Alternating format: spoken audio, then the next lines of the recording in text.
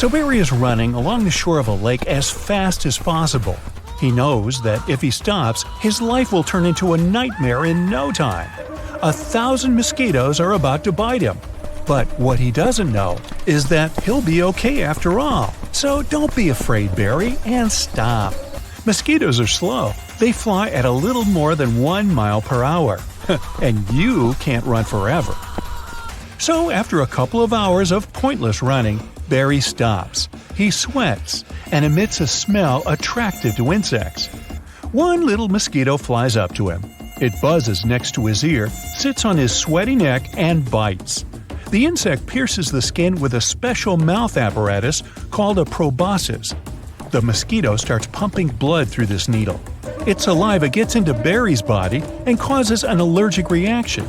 More precisely, it's Barry's immune system that starts this reaction. It perceives the mosquito saliva as an enemy and sends a unique chemical substance to the bite site. The fight between this substance and the invader causes an allergic reaction, redness, swelling, and the worst thing, itching. Barry can scratch himself for several hours or even days. It all depends on how his body will react to the bite. The mosquito fills up with Barry's blood and flies away. It does it not for pleasure, but because it needs to lay eggs. Protein in the blood is necessary for these insects to reproduce. Their eggs can't grow without this substance. Yeah, almost all biting mosquitoes are female. Male mosquitoes prefer plant and flower nectar. Hey, they're guys. So the female mosquito flies away from Barry. She sits down on the shore of the lake where a large mosquito base is located. Here, these insects lay eggs, drink water, and chill in the sun. There are several 100,000 of them, and they're all hungry. The female mosquito brings with her the smell of Barry's sweat, which is attractive to the rest of the mosquitoes too. There are about 3,500 species of these insects on Earth. Some of them love the smell of sugar, perfume, or deodorant, and some enjoy the smell of dirty feet. Now, your attractiveness to mosquitoes also depends on what you have eaten today. Lots of candies and chocolate? Great! Now, mosquitoes feel a faint sweet smell coming from you. Have you eaten garlic and onions? Mosquitoes probably won't want to deal with you. And not only they, most likely. So, the smell of Barry's sweat is perfect for all mosquitoes on the shore. They go mad, take off, and head for the poor guy. If you walk near the water when the evening comes, if you're sweaty, wearing black clothes, and have O-type blood, then you have all the chances to get bitten by mosquitoes. And Barry meets all the criteria. The first mosquitoes land on Barry's feet. They bite him and start pumping blood. One tiny mosquito can draw a droplet of blood the size of half a grain of rice. It's nothing at all. But several dozen of these bites? It's bad. Barry fights mosquitoes off with his hands, but the insects keep coming. They can't miss such a delicious dinner. 10, 20, 50, 100 mosquitoes. They cover Barry's legs. The skin swells and turns red. Barry feels a burning sensation. His immune system is working at 100%, trying to reduce the damage and drive the enemies away. But the more actively Barry's body defenses work, the worse he feels. Mosquitoes sit on his hands and on his wet t-shirt stuck to his body. Yes, their mouthpiece can pierce a thin layer of fabric. Barry tries to run away. He stumbles over a rock and falls. Some insects finish their feast and fly away to tell their friends about the free food. Mosquitoes from all over the lake come to try Barry. 200 mosquitoes are drinking his blood. 3, 5, 7, 900, now 1,000 mosquitoes have bitten him. Together they have pumped out a small glass of blood. But the worst thing is they continue biting him. Nothing can stop them now, even though they were supposed to bite him only 1,000 times. Well, the only chance to escape is water. Barry, ignoring the itch, gets up and runs to the shore of the lake. Meanwhile, 100,000 mosquitoes have already bitten him. Sorry, Barry, but we have to entertain the audience. Don't worry, your recovery will be fast. He's getting closer and closer to the water. Mosquitoes are flying in front of his face, so he can't see the road. But Barry keeps running, waving his hands. Meanwhile, You know this moment when you're sleeping and one mosquito flies into the room through the window? Just one. But its squeaky sound is so annoying. And now, imagine 1,000,000 mosquitoes making this noise. It's like a saxophone playing high notes. Sorry if you're a sax player. Well, Barry is slowing down. He's exhausted, and his heart is beating too fast. He no longer feels bites and itches. His body is becoming weak, but he's still moving toward the lake. Mosquitoes have already taken 3 soda cans of blood from him, and this is serious. Barry is running a fever and has clouded consciousness. His immune system is not coping. Barry can't run anymore. He's struggling to walk. It's getting harder to make every next step. The shore is only a few feet away, but it doesn't matter anymore since he has no energy to move. So he just sits on the grass and accepts the situation. He's lost a large soda bottle of blood, and this is a lot. This is probably the most large-scale attack of mosquitoes on humans. And then, at the very last moment, salvation appears. A frog croaks nearby, and another one. Several dozen jumping animals are approaching the shore. They release their tongues like spears and catch mosquitoes. This gives Barry hope. He makes a last-ditch effort to reach the lake. He jumps in. Yeah! What a relief! Cold, fresh water envelops his whole body and relieves the itching and irritation from the bites. He waits in the water while the frogs dine on the mosquitoes. The remaining insects fly away. Barry crawls out of the lake. He sees frogs catching mosquitoes and realizes that these annoying insects are necessary for our planet. Frogs live thanks to these tiny monsters. And besides frogs, there are many other animals that feed on mosquitoes. Lizards, spiders, bats, birds, turtles, it's a huge list. Mosquitoes are an endless source of food for them. One pair can lay 200 eggs. They grow fast and their lives are short. But if all these insects disappear, an ecological catastrophe may begin. Entire animal species may vanish from the face of the earth. The frogs that saved Barry wouldn't exist. Without frogs, the population of other insects, like flies, would begin to grow. They would reproduce uncontrollably. And then, like falling dominoes, other problems will follow. So, Barry, don't be angry at mosquitoes. It's just nature. You better deal with your itchy problem. His whole body is red, covered with little bumps. He starts scratching himself, but this doesn't help. He only makes it worse. As long as mosquito saliva remains in his body and the immune system fights it, Barry will feel this itch. Fortunately, there are many oils and ointments to alleviate these effects. But the best way to get rid of the problem is to ignore it. Barry just needs to distract himself with something. Then the urge to scratch will disappear. Barry has survived so many mosquito bites without harmful consequences. But some people have problems dealing with just one. It depends on whether a person has allergies. Some have a small itchy bump, and others have severe inflammation. As for Barry, wasn't he swell? Didn't he swell? Okay, I'll stop. The best way to protect yourself is to use insect spray. Now, Barry sprays himself with this substance before every run and feels safe. But let's have a look at another situation. What if Barry gets attacked by huge dogs? Hey, just kidding. Relax, Barry. Uh-oh, you're having a bad day. Those 2 red dots on your ankle look really bad, buddy. Looks like you've been bitten by a snake. You have no idea if it was venomous or not, so here's what might happen next. If it wasn't venomous, consider yourself lucky. You're probably gonna be fine. Still, any snake's fangs carry thousands of bacteria on them, and when they penetrate the skin, these little pests get into your blood to wreak havoc inside your body. The most terrifying of them cause tetanus, a severe condition that's incurable if you don't get medical help in advance. Worse still, you might be that unfortunate person to have an allergy to snake saliva. Like with bees or peanuts. Oh yeah, peanuts can be shady. When enzymes in the saliva mix with your blood, your body starts trying to get rid of them.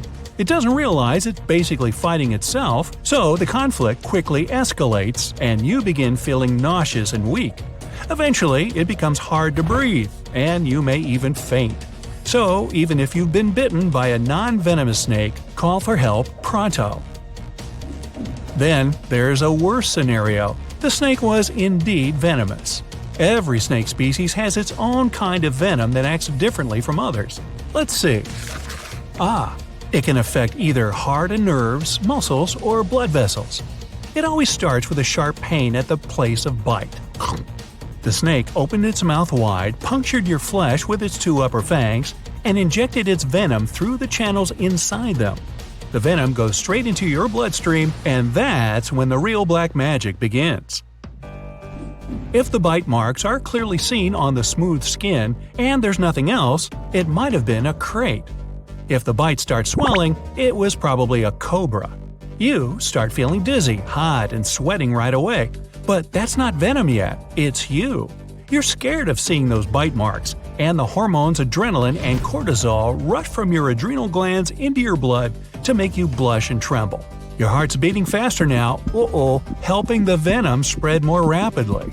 Soon, you'll start feeling stomach pain and cramps. The toxic enzymes in the snake's venom are reacting with your blood, getting to internal organs and muscles.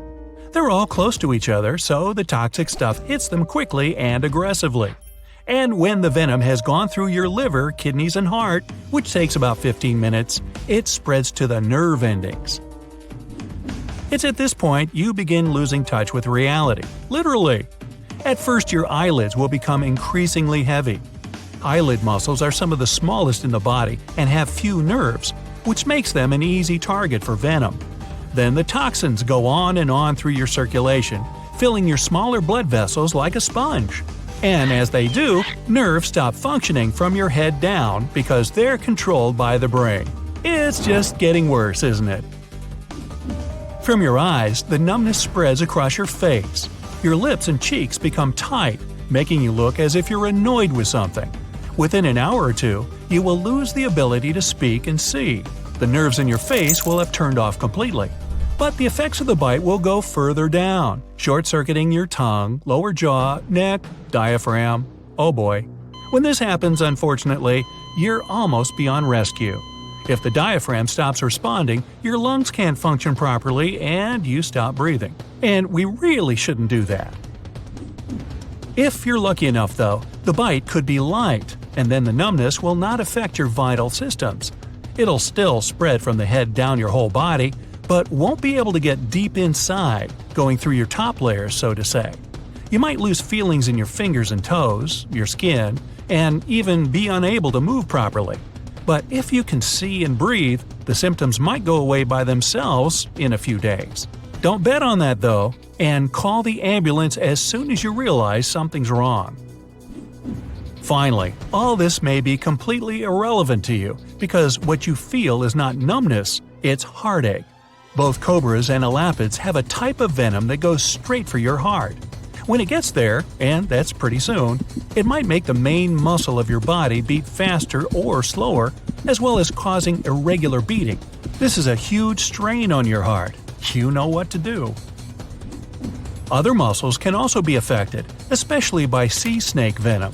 It has special toxins that target muscles, and as your eyes get heavy, you might also feel cramps, first in your stomach and then rapidly spreading to your arms, legs, and chest. You will have trouble moving because your muscles will grow stiff, and touching anything will become an ordeal because of the tenderness. In the end, the venom may make you lie in bed and wait until it goes away. If it goes away. Boy, let's just pile on, shall we? Now, if you look at the bite mark and see it swelling, and there's blood from the two punctures, it means you've been bitten by a viper. This venom acts differently and is even more terrifying. Oh gee. Its molecules are larger and can't spread so quickly in the bloodstream. That's why they head for your lymph nodes and act from there. As a result, the venom is slow and painful. At first, you will only feel scared and dizzy because of that. Then, after 15 minutes, the venom will start spreading through your body, beginning from where the viper bit you. The thick and viscous substance will mess with your blood, making it clot and causing bruises. The higher it goes, the more of your body it affects. But this progress is slow compared to the effects of cobra and elapid bites. If you don't get medical help, you will notice the swelling growing every hour. As the venom works its way through your lymph, it will make it go against you, causing even more swelling. Lymph is your body's primary defensive barrier. It's a fluid that contains white blood cells which fight diseases. Venom gets into their ranks and causes disarray. White blood cells attack it to no avail, and it spreads ever further. And when the vile thing reaches lymph nodes, they swell, desperately trying to get rid of the intruder. Production of lymph increases, and the bitten part of your body gets more swollen by the hour. Depending on the potency and amount of venom, your limb will grow twice in size by day 2 or 3 from that bite. Since we're talking about your ankle, it's your whole leg that will get afflicted, foot to hip. You won't be able to walk, of course, and sitting will also be off limits. The only hope at this stage is to lie in bed and try not to move. Even this late, there's still a chance your body will cure itself. But if there's any possibility to get you to the hospital, what do you think? Yeah, you should still do it. What the heck? When bitten by a snake, you might panic and do it all wrong, so increase your chances of survival by calming yourself down. Fear will make your heart beat faster, pumping blood through your body, and with that, the venom. It still needs time to reach your circulation, so stay calm and lie down, keeping the bitten limb below your heart. Gravity will do the job then. Don't ever try to suck the venom out of the wound. It spreads too rapidly for you to help yourself. You won't even get a drop of it out this way, but only increase your heart rate again by straining. Put away that knife and never try to cut the bite to let out the venom. Like I said, it's already in your blood, and you can make matters worse by cutting. If you didn't have infection inside the wound, you might get it from that knife. Applying cold won't help either. Cold restricts normal blood flow, making venom stay where it is and doing more damage to a single place. Venom might also make tissues more vulnerable to frostbite. You could end up losing a limb. Same goes for tight bandages and tourniquets. When blood flows freely, it lets the venom spread, of course, but also dilutes it, making the substance less potent. The bite might not be as dangerous as you think, but by applying a tight bandage, you can triple its power. Hey look, you made it! You're in the good place! Wait a minute. Uh-oh, never mind. The king cobra, black widow, giant hornet, scorpion, and the horsefly. They can all bite, sting, and inject venom into your body. It usually hurts. You experience burning sensations. Your body might react unpredictably. But if you hurry, doctors will help you. The bite site will hurt for a few days, but then you'll forget about it. But what if you get a sting that you can never forget, caused by a plant that looks absolutely unremarkable? You may not even notice touching it, but your body will react immediately. Just being near this plant can cause choking and coughing. Your eyes will start watering. But if you accidentally touch it, well, the pain will last for several days, weeks, months, or several years. Even after a long time, this unpleasant feeling can return at unexpected moments. You'll remember coming across this plant for the rest of your life, that's for sure. And this is not a cactus with sharp needles I'm talking about.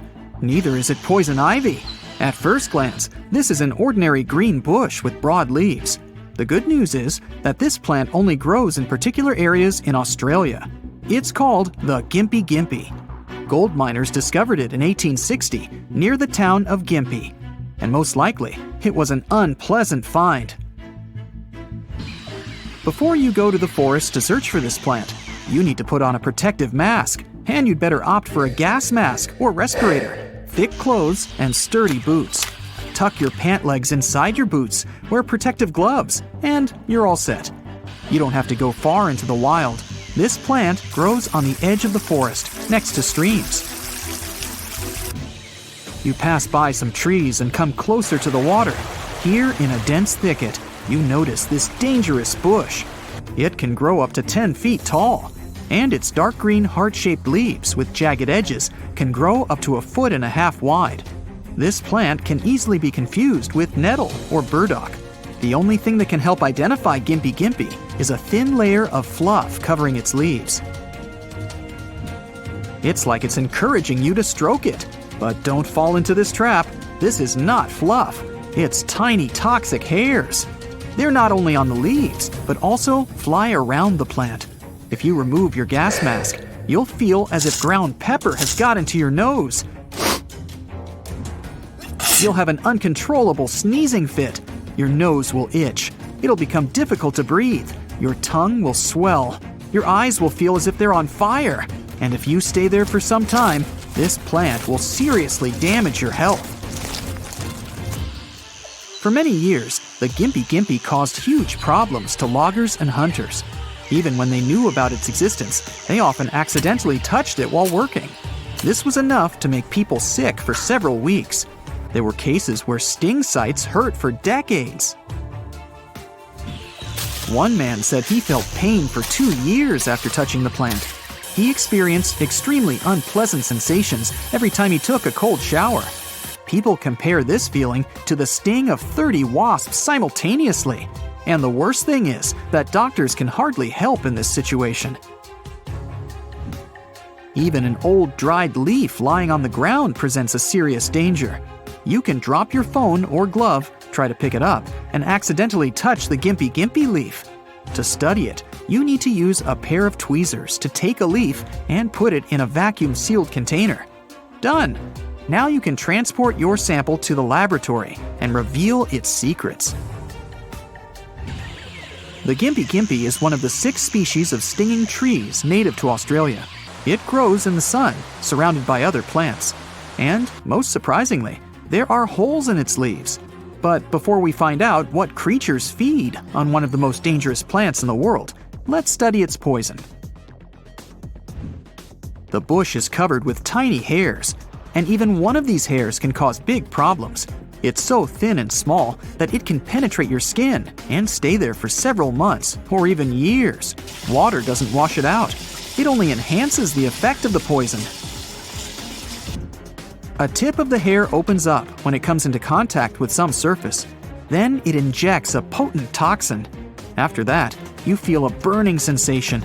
Half an hour later, the feeling gets worse. Your skin starts pulsating and turns red. You never know how long the effect is going to last. It all depends on the number of hairs you've come into contact with. But what precisely is this toxin? How can it cause so many problems? Scientists still don't know for sure. They can't say which components of the poison cause the burning.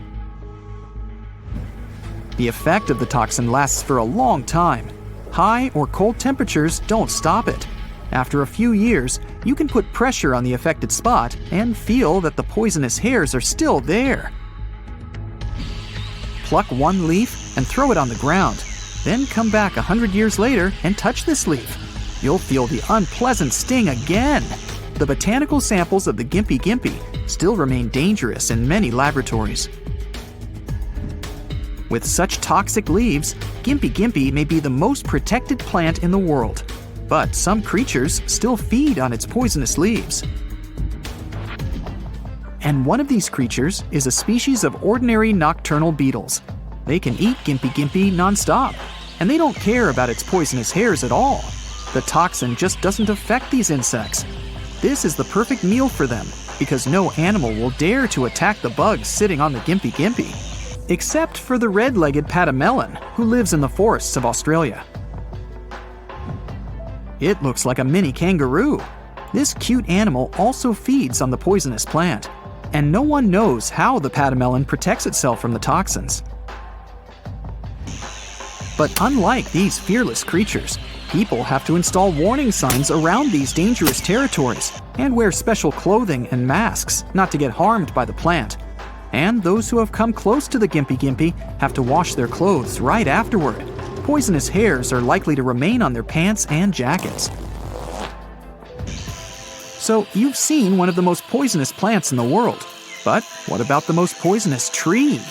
We leave Australia and move to Florida. Imagine you're somewhere in a tropical forest near the Caribbean coast. It starts raining, and you decide to hide under a tree. Of course, this is already a bad idea, since lightning can strike the tree. But you should worry about something different this time. The tree seems ordinary. A gray trunk, green leaves, and fruits similar to small apples. You stand next to it for a few seconds and feel your skin starting to burn. It feels as if drops of acid are falling from the sky. But no, it's still rainwater. But when a drop touches the surface of the tree, it gets filled with poison. Next, it bounces off the trunk, hits your skin, and causes the burning sensation. Never stand near a manchineel tree. And don't pluck its leaves and fruit either. The trunk, bark, branches, and fruit contain toxic juice. Even if the weather is warm and sunny, don't come close. The tree bark secretes toxins too. You may notice there's almost nothing growing around the tree. Mushrooms, shrubs, flowers, and other trees can't exist nearby. Animals also avoid this place.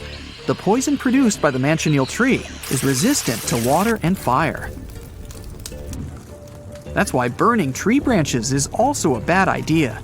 The smoke is very dangerous, especially for your eyes. Locals know this tree well, but tourists can easily get hurt. That's why people mark manchineel trees with paint as a warning. The gympie-gympie and manchineel trees are scary plants, but the giant hogweed can be considered the king among toxic plants. Yeah, touching it can cause a severe allergic reaction, burning sensations, and whatnot. But the worst thing is that the giant hogweed is one of the fastest growing weeds in the world.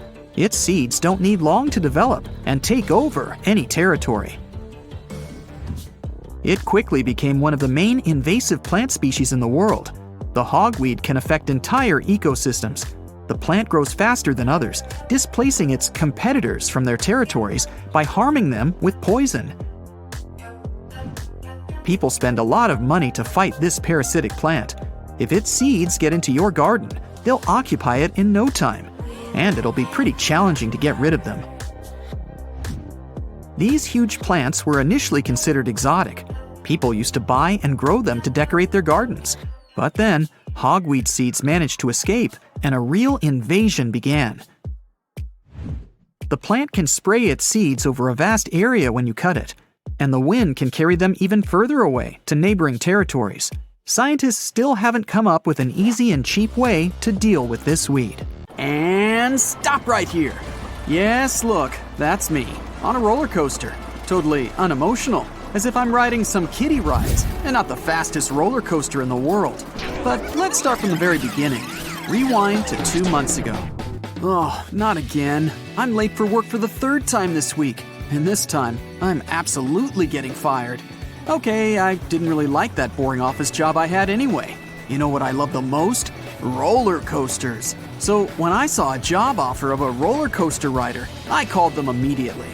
And my new job was to test drive all the roller coasters and amusement parks around the world. The job was for 60 days, and I was going to ride roller coasters every day for the next 2 months. Day 1. I wasn't the only one getting the job. Turns out, they hired different people to test the roller coasters. Men and women, old and young, short and tall. We were supposed to just ride and then report how we felt. The job started in New Jersey with Kingda Ka, the tallest roller coaster in the world. It's 456 feet tall, which is taller than the Statue of Liberty and as tall as the Great Pyramid of Giza. Day 2. We moved south and rode the rides in Pennsylvania, Ohio, and Virginia. Some of the rides weren't that fun, and I really need something more exciting. I'm feeling energetic and happy, and when I go back to the hotel after a long working day, I'm not tired at all, and even do some sports later in the evening. Anyway, however fun roller coasters are for us, the brain, of course, sees you hanging hundreds of feet above the ground, not being able to predict which way you'll be taken next, as a threat. When you face a situation that looks dangerous, your brain releases adrenaline that gives you a boost of energy to help you cope with that. It also helps you handle even minor stress. Just 3 days ago, I was pretty much overwhelmed with my life. I was worried about having to look for a job and a new place to stay. Now, I don't feel stressed anymore, and I ran 10 miles tonight. When you ride a roller coaster, your heart rate and blood pressure increase. Also, there's better blood circulation, which allows a great oxygen flow. Maybe that's why I feel so good. Whatever the reason is, those rides do magic to you. Day 8. Today, we spent a part of the day in Six Flags, the most famous theme park in Latin America. My favorite ride there was Superman El Último Escape. The ride reaches the speed of 75 miles per hour and has two 360-degree helices. Now we're done with North America and head down to South America, where we're gonna spend a week. I don't even feel tired, even though I literally live in trains and planes now, traveling from one amusement park to another. And I still run those 10 miles every day, which is surprising. Also, we were given a booklet to study the history of roller coasters. Right, they were inspired by the 18th century Russian ice slides. Those were about 80 feet tall and had a 50-degree drop. But the first roller coaster was made in France, back in 1804, and it was a wheeled wagon. Okay, not a big deal. Day 15. We've been to amusement parks in Brazil, Argentina, and Chile. As a professional, I noted that the catapult ride at Hope Hare in Brazil was pretty cool. It has a vertical loop where you first go forward and then, suddenly, backward. We're finally heading to Europe. I've never been there before, and now I'm about to test all the best rides in France, Spain, and many other countries. Sounds cool, but somehow I'm not that excited about it. Yeah, they're fun, but I'm getting a bit tired of it. Okay, maybe it's just jet lag. After South America, I noted the rides I used to love so much just stopped being that exciting. I don't feel energetic. It's the opposite. When the working day's over, I'm exhausted, like never before. My brain must have gotten used to something weird going on with me all the time, and the rides are getting pretty predictable. Also, my neck and back hurt a bit. All these rough movements put a lot of pressure on you, and while most of your body is tightened up to the seat, your head is not.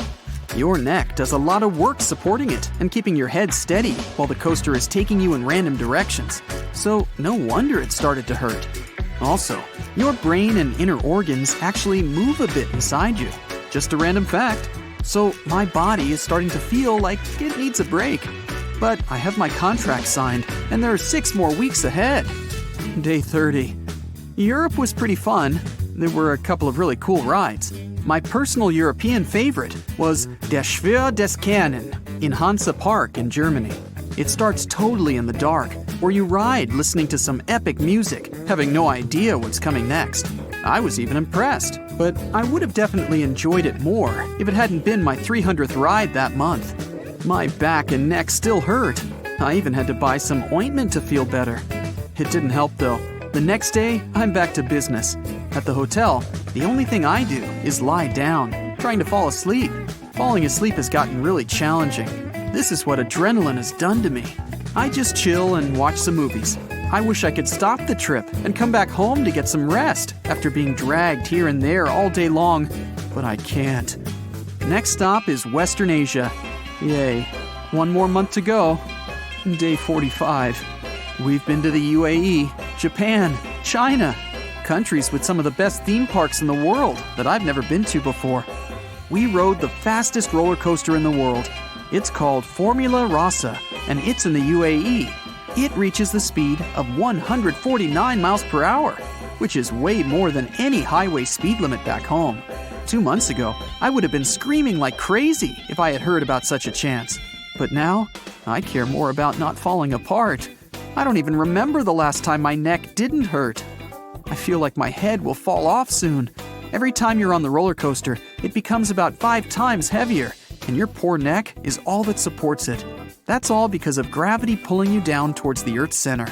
When you're on a roller coaster, the gravity is much higher than when you simply stand on the ground.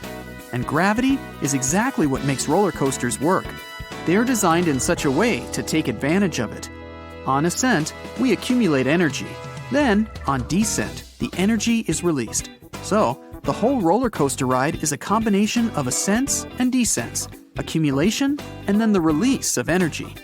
But as we ascend, the gravity force becomes higher. So 1g is the normal force we feel when we stand on the ground. On average, a person can handle the force of up to 5g, and that's about what we experience on a roller coaster. While experiencing the gravitational force of 5g, you start to weigh 5 times more. So if you normally weigh 150 pounds, on a roller coaster, you weigh 750 pounds, and your head will weigh 5 times more as well. So yeah, That's why my neck hurts. I'll get through it. Just 2 weeks to go. Day 61. I'm finally home, and it's never felt so good. I've got my paycheck and the experience of riding all the best roller coasters in the world, which is cool. But I'm so tired that I only care about my bed and peace. On the bright side, I don't care about that tough time in life I've had. But even though I feel tired, it was pretty much a healthy trip, however crazy it sounds. I think I'll stay away from roller coasters for a while, though. I've had enough. It's been a long and hard day. You ran a few miles this morning. Then, you spent the whole day in the office, developing a mobile app to improve sleep. In the evening, you went to a party with friends and came home only late at night. Finally, a warm bed. You jump on it, look out the window, and watch as the moon is getting replaced by the sun slowly. Then you realize that something strange has happened. One day without sleep. You get out of bed, and as you're looking at the clock, you get perplexed. It's been 6 hours since you got home. The temperature in the room was normal. You went to the shower, the light was dimmed. You definitely wanted to sleep, but something went wrong. You come to work and tell your colleagues that you feel unwell today because you didn't sleep all night. They reply that they had the same problem. You all feel tired.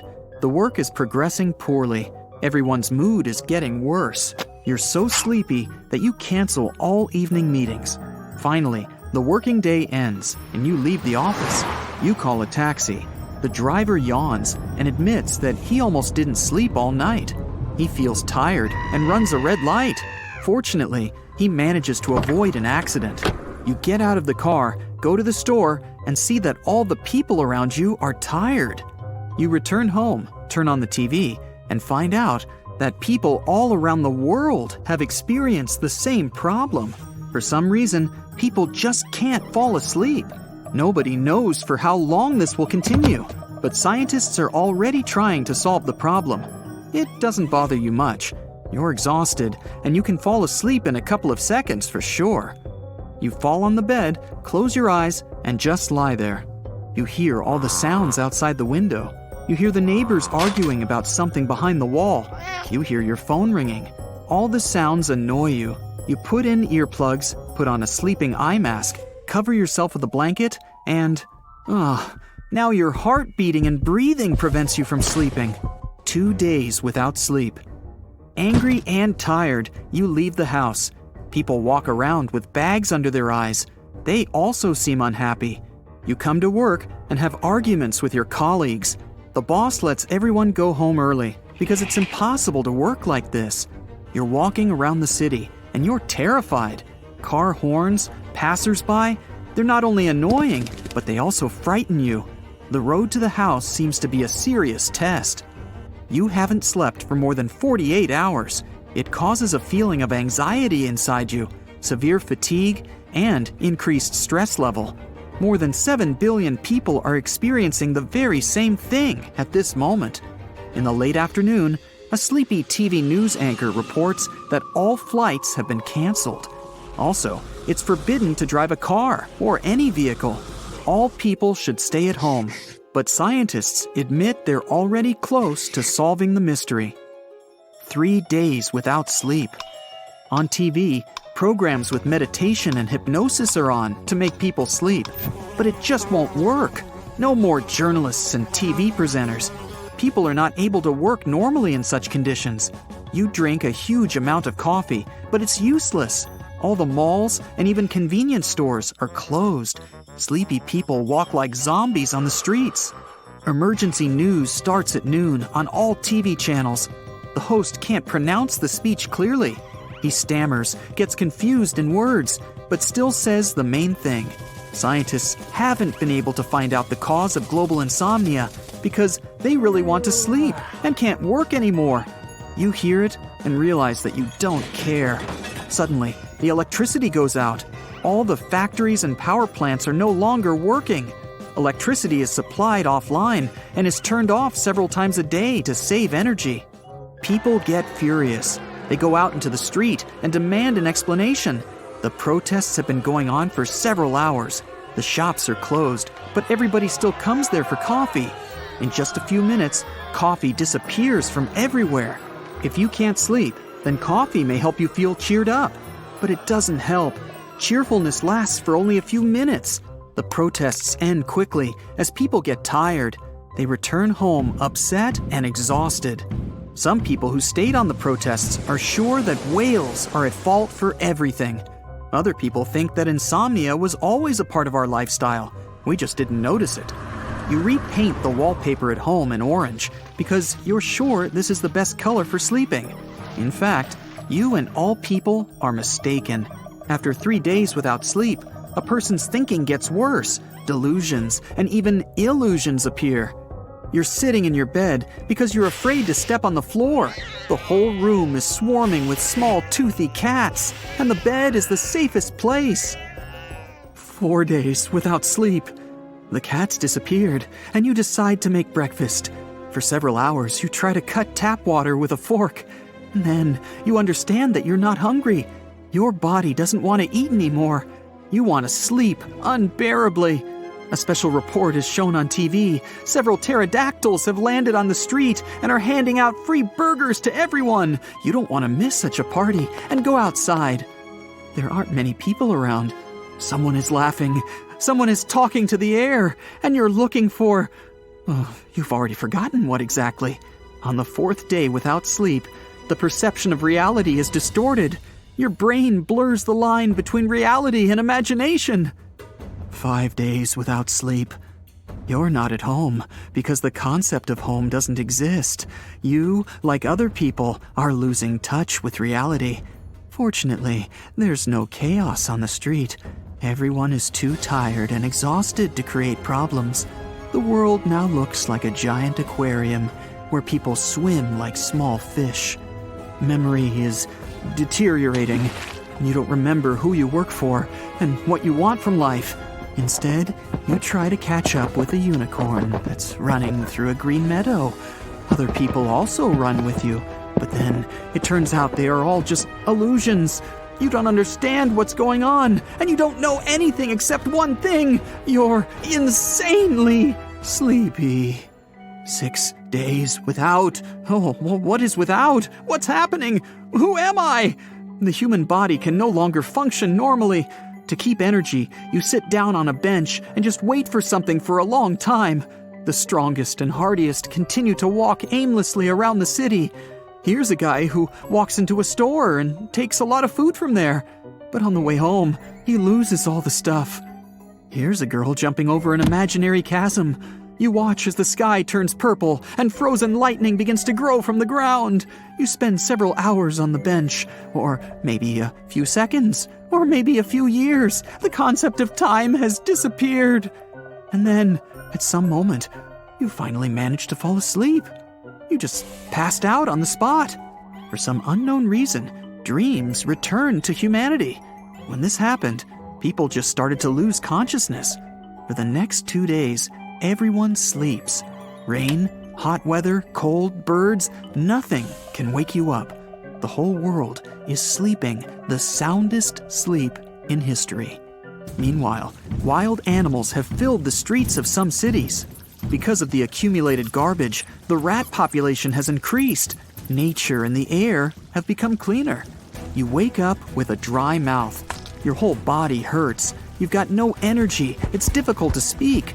Fortunately, you fell asleep near a fountain, so you immediately jump into it, and the cold water invigorates your mind. You recall what happened. People around are slowly waking up. You help them come to their senses. Human life is returning to its former rhythm. Scientists have found out that an unknown phenomenon deprived people of sleep for precisely 7 days. Now, everyone monitors the quality of their sleep. The mobile app you've been developing for several months becomes popular and makes you a millionaire. The Mariana Trench in the western Pacific Ocean is the deepest place on our planet. If you throw a rock into the water, it'll travel 36,000 feet before touching the bottom. But unlike your body, the rock won't experience any unpleasant consequences. After all, it doesn't get affected by all that immense pressure that builds up the deeper you go. But then, what would happen to your body at the very bottom of the Mariana Trench? Put on your flippers. It's time to dive. Hold your breath. You're 5 feet below the surface, and it's still pretty comfortable down there. You're used to this depth. You go that deep when diving in the pool, or maybe at the beach when watching exotic fish swimming near the bottom. But you're serious about reaching the deepest point of the Mariana Trench, the Challenger Deep. So you keep going. 32 feet. That's where you start to feel some discomfort. Here, the pressure pushing down on your body has doubled. Your ears and lungs feel a little sore. This is because people have many air pockets in their bodies. And under pressure, these pockets shrink in volume, and you can feel it. But don't worry, your organs aren't made of metal. They're flexible enough to withstand even more pressure than that. What you should worry about at this depth is the white shark. If it wants you for dinner, you're in worse trouble than high pressure. That's why you'd better keep diving. Around 65 feet underwater. That's where you'll need a flashlight and air tanks as you're running out of breath. The sun's rays barely reach here, and it's pretty dark. For the same reason, you're getting cold. How about putting on a thermal suit, which is what divers usually wear? Ah, it's better now. But even though you feel warmer, your ears are starting to hurt a lot. And your lungs have shrunk almost 3 times their normal size. This can be risky for an untrained diver. But you're brave enough, and now you're already at a depth of 100 feet. Only professional divers go that deep without special equipment. The pressure here is 3 times higher than what you experience on the surface. Something weird starts happening to your body. It's not like anything you've ever felt before. And the reason is your air tank. The compressed air inside is mostly nitrogen, 78%, and oxygen, around 21%. But that deep down, nitrogen becomes kinda toxic. It can make you do strange things, like you may forget you're underwater and pull off your oxygen mask. But if you take tanks with more oxygen in them, the dizziness and other strange sensations will pass. 200 feet below the surface, the pressure here is 7 times higher than on dry land. Now, even the oxygen becomes unsafe to you. You have to breathe some gas with helium in it. A sharp drop to a depth of 700 feet. This mark is the world record in free diving. Herbert Nitsch once managed to reach that deep without any special equipment or air tanks. After that, he received the title of the deepest man on Earth. In 2012, he tried to break his own record and plunged to a depth of 830 feet. But it didn't end well for his health. Anyway, if you trained to hold your breath for that long, you would probably have very few problems now. That deep down, you need to start looking around again because there can be heavy traffic. Submarines travel at this depth, and you sure don't want to collide with one of them. A few more feet deeper, and you've reached the limits of the average human's body. At the same time, laboratory experiments have proven that people can withstand even higher pressure. It went like this. A diver entered a special chamber the size of a room. Scientists simulated high pressure, comparable to a deep dive, inside this chamber. This way, the researchers discovered that a trained person can withstand the pressure similar to that at a depth of 1,600 feet. But the diver couldn't just walk out of the chamber after the experiment was over. At high pressure, nitrogen, helium, and other gases build up in the body. And if you normalize the pressure at once, those gases form into bubbles. The consequences are extremely unpleasant, to say the least. So, you have to do a gradual ascent from this depth. This way, the gases can leave your body in a natural way. Sometimes a dive takes a few minutes, but coming to the surface stretches for many hours. It's all about safety. Okay, now you have to put on a special suit. Otherwise, you won't be able to dive any deeper. It can protect you at a depth of up to 2,300 feet. The suit's sealed, and the pressure inside is exactly the same as on the surface. But all too soon, the suit's protection isn't enough anymore. you need a new means to continue your descent. And that's the Triton 6600 submarine. Now that you're sitting inside a large iron machine, you feel as if you're driving a car. Only this vehicle is worth $5.5 million. You certainly don't want to smash it, so be careful. You've reached a depth of 6,600 feet. Don't even think about getting out of the submarine. The pressure here is 200 times greater than on the surface. Your body just won't survive this experience. There's still almost 30,000 feet to the bottom of the Mariana Trench.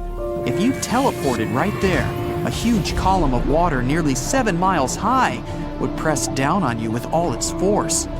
Your sightseeing tour would be over before it began. Even pressurized submarines can't withstand that kind of force. Large metal machines just burst like air balloons. At the moment, people only explore the bottom of the Mariana Trench with the help of robots and drones.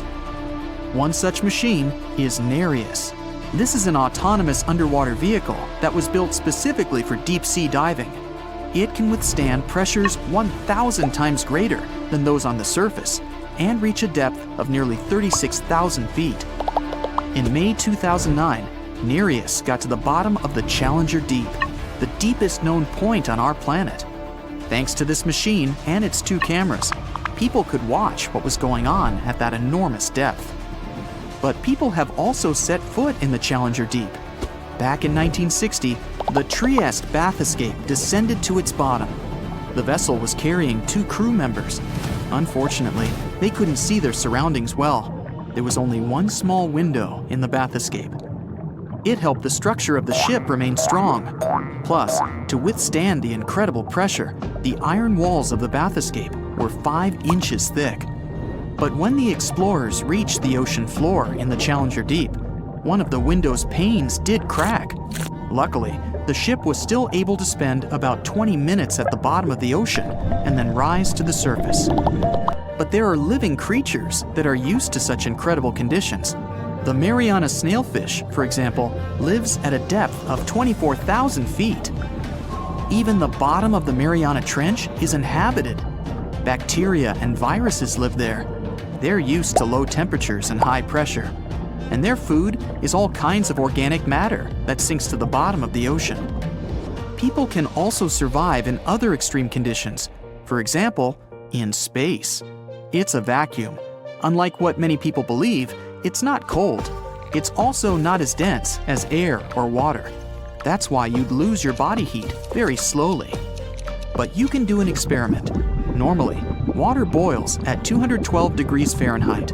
Let's say you place a glass of water in a special chamber and gradually lower the pressure. The lower it is, the lower temperature the water needs to boil. You're 70% water. And since space is an almost absolute vacuum, the pressure there is extremely low, near zero. And now, think about what can happen with your very liquid blood. I believe you can imagine the consequences. Ouch. Also, your internal organs would begin to expand. But that's not a problem. Your tissues are flexible and can withstand such an experience. The main issue would be the lack of oxygen. Without air, you'd soon lose consciousness. And still, if the rescue team could get to you within 1 to 2 minutes, you'd be fine. But there are living organisms that can survive even there. One bacterial species was thriving in outer space near the International Space Station for 3 years. These bacteria don't mind the vacuum and the lack of oxygen. They've even managed to survive strong solar radiation. They rightfully deserve the title of the world's most resistant bacteria. You're out for a couple of miles with an ingrown toenail. Ouch! Now, think about those folks who tackle extreme races and marathons. To run their best, they need top-notch training and solid shoes. But there's one more thing. Perfectly trimmed toenails. And trust me, keeping those nails in check is an art in itself, because there are many rules on how to do that right. To get ahead of nagging toenail issues, some athletes choose to have their toenails removed altogether, which helps them dodge problems like bruising and ingrown nails. Take Charlotte Vassarelli, an ultra-runner who had to say goodbye to both of her big toenails after relentless pain had been affecting her stride. The procedure takes about 45 minutes. A podiatrist will numb the toe, apply a tourniquet, and carefully remove the nail right down to the root. They then use carbolic acid to stop it from growing back. Recovery is pretty swift, but sometimes it can take a few tries to ensure the nail is completely gone. Now, let's say you've accidentally lost your toenail. And since you aren't a professional athlete, you decide to help it grow back. It will take you up to 1.5 years to fully recover. They grow 3 times more slowly than fingernails, only pushing around 1.6 millimeters a month. Plus, the older we get, the slower the process gets. With age, our toenails thicken and round out, so the growth rate slows down. It's not that everybody's feet smell bad, but if you ever notice someone's tootsies stink, here's an explanation for you. Our feet have around 250,000 sweat glands. For comparison, our armpits have 10 times fewer, only around 25,000. However, it's not the sweat that makes the feet smell. Bacteria are in charge of the stench.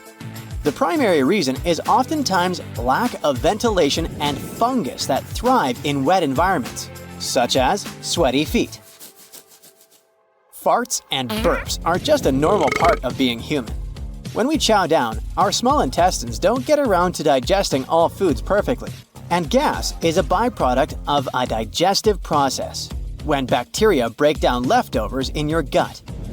All that gas eventually has to escape, which means, on average, we let out about 12 to 25 farts a day.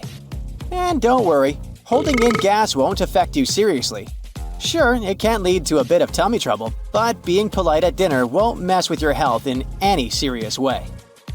Gross as it is, pus actually tells you that your body is doing its job. That gooey stuff, whether it's white, yellow, green, or even brown, is just a buildup of white blood cells fighting off an infection. It means your immune system is kicking in like it should. Of course, if you see pus after major surgery, that's a flag to reach out to your doctor. But for smaller injuries, pus is just your body's way of healing, even if it's super yucky. You can even call it the white cell's precious juice, if you will. Can you give yourself a pinch without feeling anything at all? Go ahead, grab a bit of skin on your elbow and give it a good squeeze. Surprisingly, it won't feel as bad as you'd think. That's because different spots in your skin have different kinds of nerve endings. Your elbow skin is like the superhero of skin. It's tough and has fewer pain receptors. On the flip side, the more delicate parts of your body are packed with nerve endings, making them sensitive and a bit more scream-worthy when you accidentally bump into something. You can munch on anything without actually tasting it. All you have to do is pinch your nose and take a big bite of that not-so-appetizing meal. Bet it doesn't taste like much. The thing is, our taste buds only detect 5 flavors: sweet, sour, bitter, salty, and that savory umami, the flavor you get from various types of meat. Still, it's not your tongue, but your sense of smell that really brings the flavor party to life. If you hold your nose, you cut off the aroma and leave your brain to rely only on those 5 basic tastes. That's a great life hack when you gotta eat something you don't like but have to. If you're snoozing away and someone blows a puff of air at your eyes, they won't even budge. But if you're awake, your eyes are gonna flutter like crazy. So next time you want to test if someone's really sleeping or not, try this little trick. You might notice that one nostril feels more stuffed up when you have a cold, but that's completely normal. It's not unusual for one nostril to be more active while the other takes a little break, and they actually switch roles throughout the day. This is known as the nasal cycle. Typically, one nostril does about 75% of breathing for a couple of hours before the other one takes over. Since this cycle is controlled by your body's nervous system, you can enhance this natural pattern by consciously switching nostrils with each breath, which can help you relax. It might seem a bit goofy at first, but it could be a fun trick to get your kid to try when they need to calm down. The bones in your feet account for about 25% of all the bones in your body. There are 206 bones in total, and each foot has 26 of them, so that's 52 bones for your 2 feet combined. If you do the math, that's roughly 25.24% of your total bone count. Genetically, humans are like 99.9% the same. But not all of our genes are actually human. Out of the roughly 20,000 genes in our DNA, about 8% come from ancient viruses. Plus, another 40% is made up of repetitive sequences that scientists think might also be viral. These viral genes have the ability to move around and replicate themselves, which could be linked to some health conditions. So, turns out you're barely half human when it comes to your genetic makeup. Believe it or not, it's rare, but some people can actually grow teeth in their ovaries. These weird growths are called teratomas, and they can contain all sorts of stuff like hair follicles, skin, muscle, and more. The biggest teratoma ever recorded was a whopping 18 by 10 inches, and it was taken out of a 74-year-old woman. Since the brain doesn't have pain receptors, doctors can do brain surgeries with patients awake and sometimes even chatting. It might sound like a scene from a horror movie, but having patients alert during the procedure actually helps surgeons avoid causing any serious harm. It's a bit unsettling to think about, though. Surprise! Your brain is the fattiest organ in your body. It's about 60% fat, and that's a good thing. Those fatty acids are essential for optimal brain function. Imbalances could up your risk for many health issues. Still, when it comes to having kids, your seemingly fat brain gets smaller as if it's on a diet. Moms and dads experience shrinkage in areas tied to social cues and decision-making. These changes are totally normal and help with parenting. However, no matter if you have kids or not, your brain power still declines by the time you hit 24. Studies show that cognitive speed starts to drop, and you keep losing about 15% every 15 years after. So if you're nearly 40, don't be surprised if things take a bit longer to process. Your ring finger can give away your marital status, but it also has some interesting secrets even before you tie the knot. Back in 1998, evolutionary biologist John Manning found out that if your ring finger is longer, it might mean you had higher levels of prenatal testosterone. Since then, several studies have backed this up, showing that folks with longer ring fingers tend to excel in sports. If you've just checked your palms and your fingers are really long, don't be too fast to judge. Not all scientists agree with that. However, there's some proof that men with longer ring fingers can be a bit angrier than other people. Maybe that's why boxing gloves resemble mittens, to keep you guessing about who the real champ is. The heart continues beating on its own for around 3 minutes after being separated from its owner. It occurs because of a phenomenon called self-excitation, when something generates its own energy. When we appear in this world, we have 300 bones, but with time, some of them fuse, leaving us with around 206 bones. And still, some have extra bones in their skull structures. Those are Wormian bones, which are basically extra bone pieces found within the joints of the skull. If you laid flat the respiratory tubes in the lungs, they would cover an area as large as a tennis court, all thanks to 33 generations of branching. The brain is as cool as the lungs. It has 86 billion neurons, nerve cells that send messages all over your body and allow you to do everything from breathing to talking, eating and thinking, or doing sports. The brain also has up to 60 trillion synapses, the places where neurons connect and communicate with one another. That's more than all the leaves on all the trees in the world. And here's another fun fact. Your eyes are like car engines. They need fluids to function properly, just like an engine needs gasoline. So when you blink up to 20,000 times a day, you're basically giving your eyes a windshield wash. Have you ever blushed and felt your cheeks turn red? Well, did you know that your stomach lining can blush too? When you blush, there's an increased blood flow in your body, and that includes your stomach lining. It turns red because it has plenty of blood vessels, and when there's more blood than usual, it shows. Now, we all know that plastic is bad for the environment, but did you know that we can actually digest it in tiny quantities? However, our digestive system can't handle grass. Grazing animals have special teeth and several stomachs to process raw leaves and grass, while we're stuck with just one stomach. We all have two super fast muscles that control our eyelids closing. They're actually the fastest muscles in our body, and they shut our eyes within a mere 0.1 second when triggered. And while we still don't know why we blink, we do know that women blink more often than men, and that we tend to blink in unison when watching a movie with friends. Maybe it's just a weird human thing. By the way, every time you eat something, your esophagus, the organ your food travels through to reach the stomach, moves in a series of wave-like contractions, pushing the food forward. This process is called peristalsis. Your fingers don't have any muscles whatsoever. To move them, you involve tendons connected to muscles in your hands and forearms.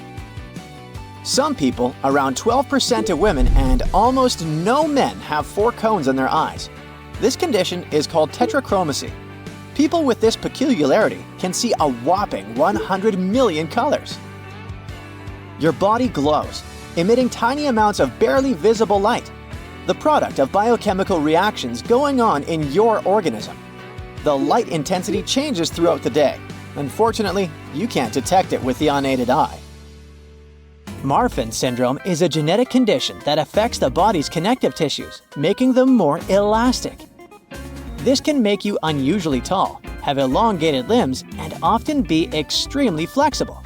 And some people use this as an advantage in their careers. Javier Botet was diagnosed with Marfan syndrome at a young age, but he made a name for himself in the horror film industry. He can contort his body in such an eerie and unsettling way that this has landed him roles in numerous films such as Mama, The Conjuring 2, It, and Slender Man. But Marfan syndrome is a spectrum disorder. While some people with the condition can live relatively normal lives, others may face serious health issues. The DEC2 gene mutation is a mutation that allows people to have just a few hours of sleep a night and still feel great. They don't get tired and never sleep in. On average, such people wake up at 4 or 5 a.m. No more than 5% of the world's population has this feature. Human embryos, the initial stage of development for a multicellular organism, have a tail, and it usually disappears before birth, leaving us with a tailbone. In the future, this structure will probably vanish altogether since it has no apparent purpose.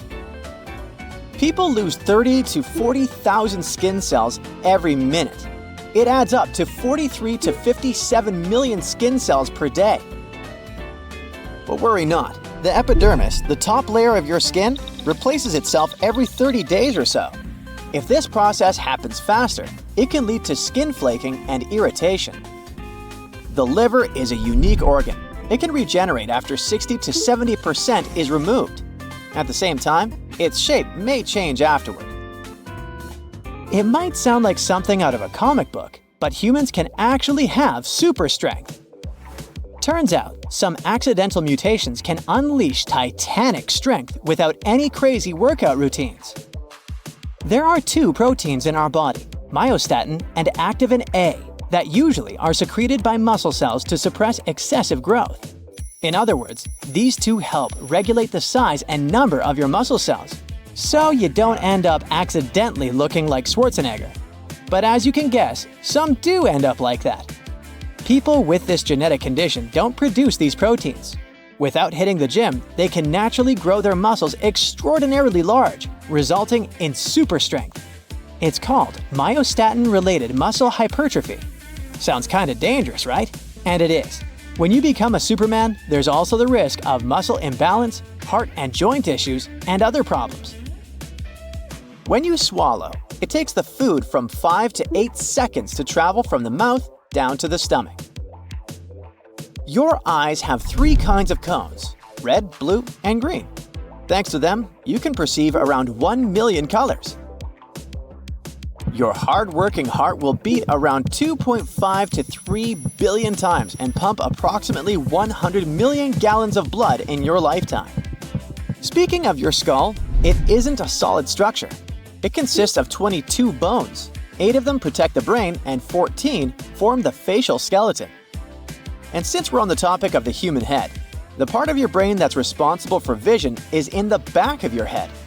Interestingly, the right side of your brain controls the vision on the left side, and vice versa. Breathing isn't only about moving the air inside and outside. It's about the way you do it, because it can literally affect your face shape. If you breathe through your nose, you'll get well-defined cheekbones over time. It will also make your face wider because your tongue will exert force against your jaw. If you breathe through your mouth, your tongue won't have a place to rest. It will change your facial structure as time goes by. Your face can be more narrow and your cheekbones won't be that visible. Also, if you're a mouth breather, you'd probably tend to tilt your head backwards more. This way, you increase cranial contents in the back part of your brain and directly change your entire posture, along with the shape of your neck and face. It's possible to taste your food without saliva. That's because the chemicals in your food must be dissolved in saliva before they get detected by your taste buds. By the way, each of your taste buds works as a mini-computer. It consists of up to 100 cells that analyze taste information. Anyway, speaking of food, eating too many carrots can indeed make your skin orange because of the high amounts of beta-carotene this vegetable contains. If you have too much of this compound in your bloodstream, it'll gather in parts of your body with thicker skin, such as the soles of your feet, knees, elbows, palms, and even certain areas around your nose. But you can easily reverse this condition by eating fewer carrots. The chin muscles, aka the mentalis muscles, look like creepy, tiny tentacles. And still, they make it possible for you to create different facial expressions involving the lips, chin, and cheeks. Your small intestine is actually not so small. It's taller than you are, measuring from 9 to 16 feet. The cornea, that transparent front cover on your eyes, doesn't have any blood supply. It receives oxygen directly from the air. Our lungs are the only organs that can float on the water. All because they're made up of around 300 million balloon-like structures called alveoli. Your bones are 4 times harder than concrete. The strongest bone in your body is the femur. It can support up to 30 times the weight of a grown-up person. Even crazier is that our bones are made up of composite material, meaning they're both hard and elastic at the same time. The outer layer of your skin is thicker on your feet than on other parts of your body. The heart has its own electrical system and can continue beating even when it's disconnected from the body. The average lifespan of one eyebrow hair is 4 months. We spend 40% of our life with our eyes closed. Most of that time is when we're sleeping, but don't forget to count blinking too, or while driving. In an adult, the blood makes up 7 to 8% of the total body weight. About 55% of your blood is liquid plasma. The rest is red and white blood cells and platelets. They form clots and prevent bleeding. The density of your brain increases throughout your whole life, all because new neural connections pop up. And they appear because the structure of your brain keeps changing too. The same process of changing will occur to your feet too. They're likely to become bigger with time. When people grow older, ligaments and tendons in their feet weaken. This makes the arches flatter and feet become wider and longer. People who live to be 110 years and older have more immune cells, called T helpers, than the average person. These cells are likely to protect them from viruses and other health problems. The human brain is sometimes called a random thought generator for a reason. More than 48 thoughts appear in your brain in just 1 minute. It's almost 3,000 thoughts per hour and 69,000 per day. You know these before and after makeovers? Well, if you saw a pic of an average human who lived about 1 million years ago, compare it to a pic of an average human who lives today, you'd be astonished. And get this, it's a makeover performed by Mother Nature. Like back in the day, the earliest human species were basically tiny, with long arms and short legs. They needed a big digestive tract to handle all those plants they were chowing down on, and their rib cages were super wide, to make room for all the organs breaking down their food. Time went by and some of these humans started adapting to hot climates, and they all got narrow and leggy to stay cool. They started eating meat and other quick-to-digest foods, which meant they could have smaller digestive tracts and use more energy for their tall bodies and big brains. And when humans spread to colder climates, they evolved short, wide bodies to conserve heat, but they still love their raw meat and cooked food, which could be easily processed in a short digestive tract. Check out this skeleton of an 8 to 9-year-old Homo erectus kid from East Africa. He was already 5 feet 3 inches tall and weighed 106 pounds. If he had grown up, he could have been almost 6 feet tall. His lean body was perfect for hot, dry environments. And then there were the Neanderthals, who were only about 5 foot 4 inches tall on average. They had short, broad bodies that were great for dealing with winter cold and even ice ages. Speaking of the brain, it can decide what sounds to focus on when you're in a loud place. Thanks to this ability, you can shut out all other voices and concentrate on the person you're listening to. In most cases, hiccups are harmless and resolve by themselves within a couple of minutes. But if you want to avoid this condition, you should know that it might occur because of temperature changes. There's a bond between your digestive system and your brain, the gut-brain axis. This is the main reason why stress or brain issues can affect the way your body digests food. These days, humans have softer diets and, consequently, smaller jaws. That's why wisdom teeth aren't really necessary, and around 20% of people don't have all 4 of them. The vomeronasal organ helps some animals detect pheromones. Some have vestigial VNO too, but it's mostly non-functional and is likely to disappear with time. You flex that strong handshake and think it's all because of your gym grind? Ha! Turns out your pinky finger is the real MVP. No joke. Believe it or not, that little finger packs a punch and is responsible for 50% of your hand strength. Who knew the underdog could be such a powerhouse?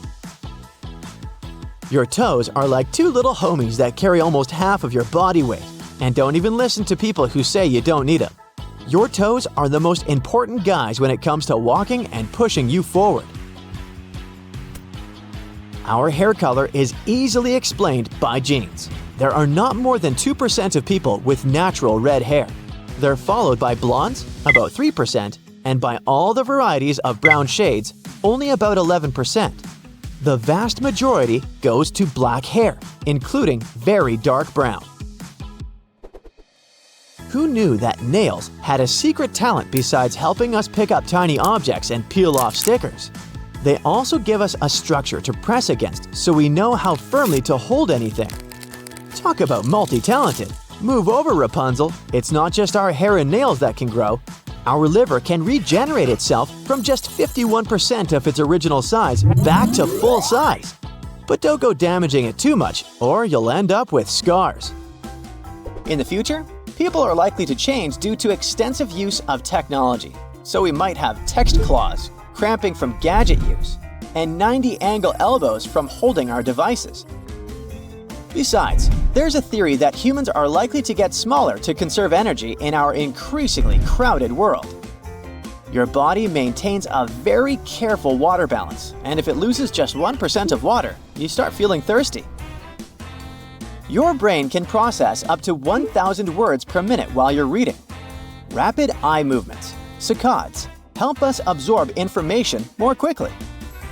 As for your tongue, together with your lips and teeth, it allows you to say more than 90 words per minute using over 20 various movements. Your body constantly converts food into energy. 1 calorie is equal to around 4,200 joules. And that's how much you need to change the temperature of 2.2 pounds of water by 1 Kelvin. People have as many hairs on their bodies as chimpanzees. The only difference is that human body hair is mostly useless and so fine that it's almost impossible to see. Who would have thought that tomatoes have more genes than humans? But don't worry, it's not the number of genes that matters. It's how they all work together. So go ahead and enjoy that tomato sauce on your pizza.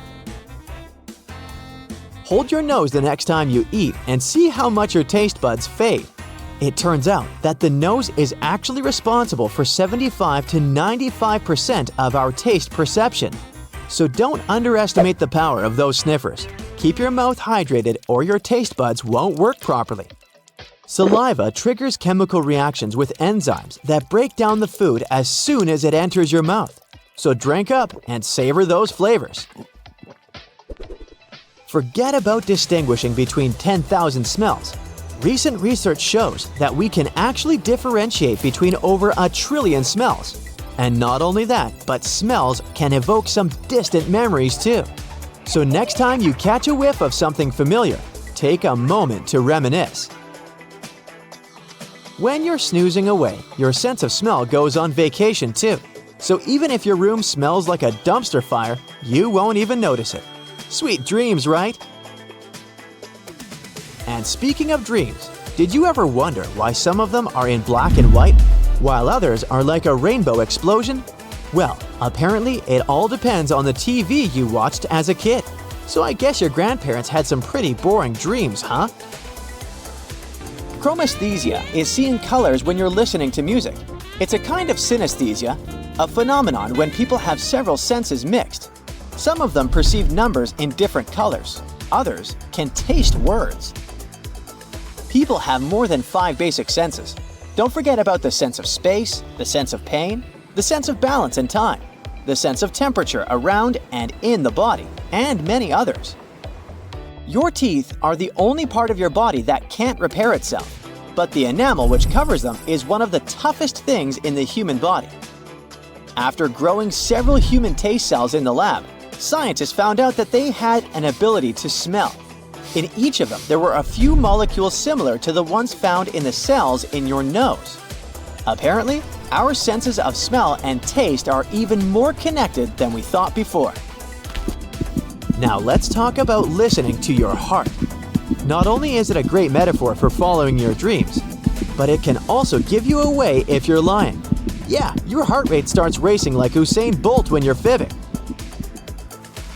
Okay, brace yourself for this one.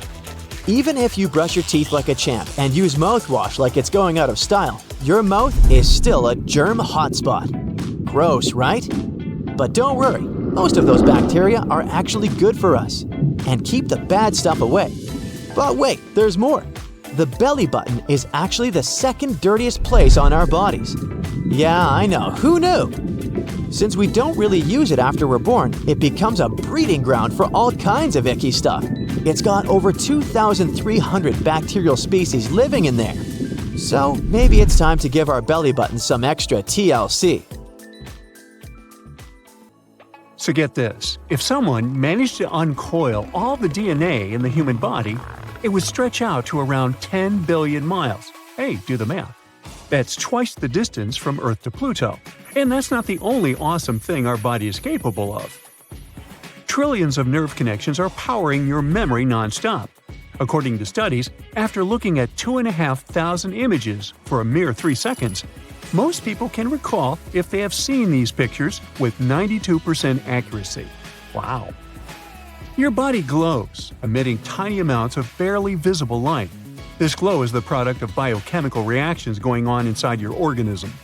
The light waxes and wanes throughout the day, but even though it is visible, you can't detect it with the unaided eye. From 1 to 6 pounds of your body weight is made up of bacteria, and from 100 million to 1 billion bacteria can live on just one tooth in your mouth. So please brush. It's impossible to taste your food without saliva, all because the chemicals in your food must be dissolved in saliva before they get detected by your taste buds. Even though it sounds like a myth, eating too many carrots can indeed turn your skin orange. Carrots have high amounts of beta-carotene. That's a compound that can cause carotenemia. If you have too much of this compound in your bloodstream, it'll hold on to parts of your body with thicker skin. I'm talking about the soles of your feet, your knees, elbows, palms, and even certain areas around your nose. But worry not, this condition is not dangerous. You can easily reverse it by decreasing the amount of beta-carotene-filled foods you consume. The chin muscles, scientifically known as the mentalis muscles, look pretty quirky, giving us mixed feelings. Just look at these creepy tiny tentacles. And still, they make it possible for us to create all kinds of facial expressions that involve the lips, chin, and cheeks. And yes, they are the culprits behind those weird wrinkles and crevices on the skin of your chinny chin chin. All because these muscles don't pull on themselves, but yank on the skin. Now, people can live without some organs, leading a normal life. The human body consists of singular organs and those that come in pairs. And speaking of the latter, you only need one of those to survive. Your small intestine is actually not so small. It's taller than you, measuring around 23 feet. Now, the cornea, that transparent front cover on your eyes, doesn't have any blood supply. Instead, it receives oxygen directly from the air. Human beings develop their unique fingerprints very early in life, while they're still embryos, just 3 months after being conceived. By the way, even if fingerprints get badly damaged, they tend to grow back to their original pattern. All people are born with a diving reflex. They can get activated and shut bodily functions if one is drowning or is submerged in the water. The human brain is by no means smooth, but if you decided to flatten all those wrinkles covering it, the brain would be the size of a pillowcase, but not as useful. Newborn babies only blink once or twice in a minute. For comparison, a grown-up person blinks at least 10 times within the same time.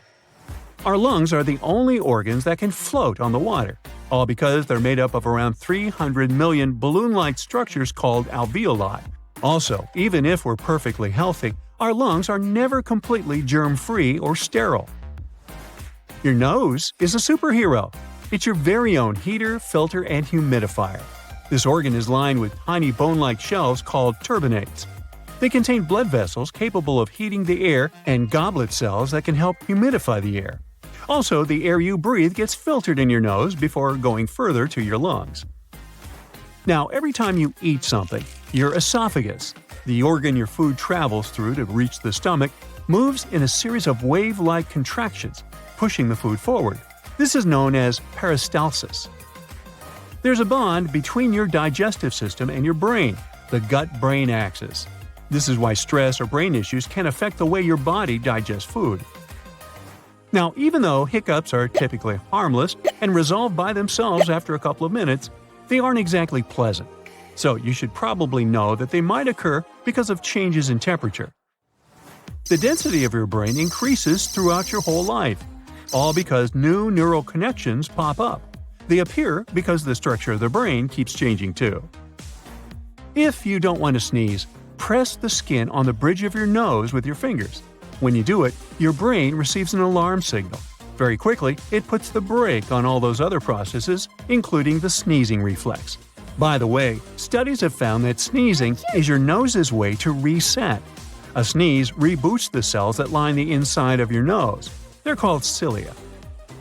The part of your brain that's responsible for vision is in the back of your head. Interestingly, the right side of your brain controls the vision on the left side, and vice versa. If you're in some loud place, for example in a club or at a concert, close your ears to better hear your friends. Push the tragus, which is that pointy skin-covered cartilage in front of the ear canal, into your ear. Then turn this ear toward your friend. On average, when a person snores, the sound doesn't get louder than 60 decibels. That's as loud as a regular conversation. But sometimes, the noise level can reach 80 decibels. That's as loud as a working food blender. Just like salamanders regrow their tails, humans might be able to regenerate cartilage. That's the rubber-like stuff surrounding your joints. Scientists have recently discovered that cartilage could repair itself. This process is likely to be the most effective at the ankle, not that effective in the knee, and the least effective in the hip. Now, if a person has anosmia, which is also called smell blindness, they don't distinguish and detect smells. Your eyes never stop moving while taking in visual information. Otherwise, you wouldn't be able to see the whole picture. These movements go unnoticed because your brain is a great video editor.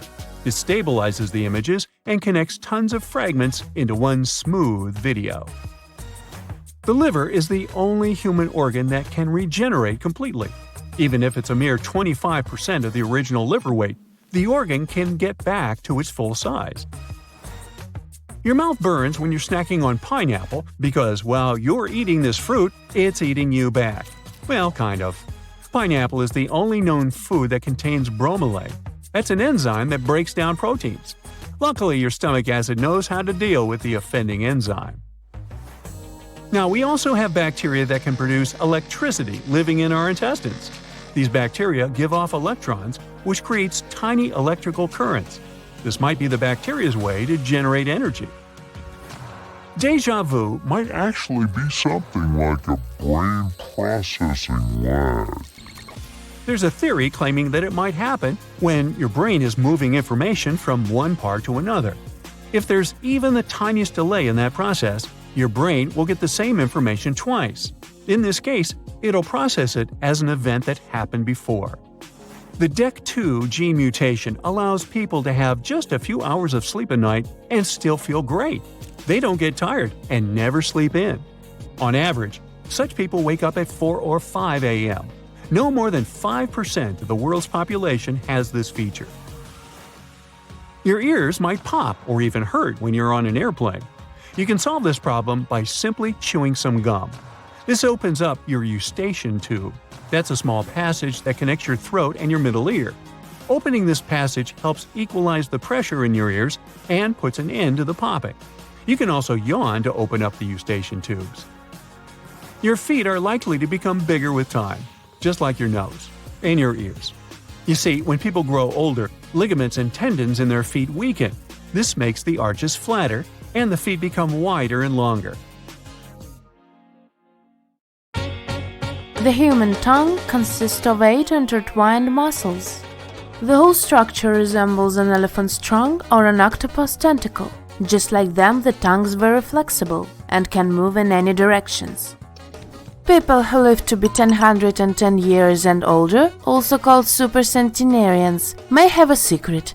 Researchers have discovered they have more immune cells called T helpers than the average person. These cells are likely to protect some people from some health problems. Scientists have always thought that the human brain is a sterile place, free of germs or bacteria. But the latest studies have shown that experts might have been wrong all along. It seems there are harmless microbes living in our brains, but researchers need a bit more time to make sure. Researchers believe that if people suddenly started to be born with 6 fingers, the brain would easily adapt to it.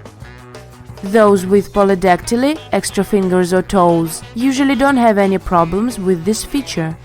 Their brains know how to control additional fingers and how to use each of them independently. Such people sometimes need only one hand to carry out a task, for which others would need 2 hands. In some people, saliva accumulates in a gland under their tongue. It can then get propelled out in a stream when a person presses on this gland. If the mouth is open at the moment, a jet can reach several feet. This process, called gleeking, can occur spontaneously. A person accidentally pushes their tongue against the gland while eating, yawning, talking, or cleaning their teeth, and voila! Up to 35% of people can gleek, but just 1% can do it on command. About 25% of people have an interesting reaction to sunlight, I mean sneezing. This phenomenon has its own name, the photic sneeze reflex. In the Greek language, it's called sun sneezing. Just like salamanders regrow their tails, humans might be able to regenerate cartilage, that's rubber-like stuff around your joints.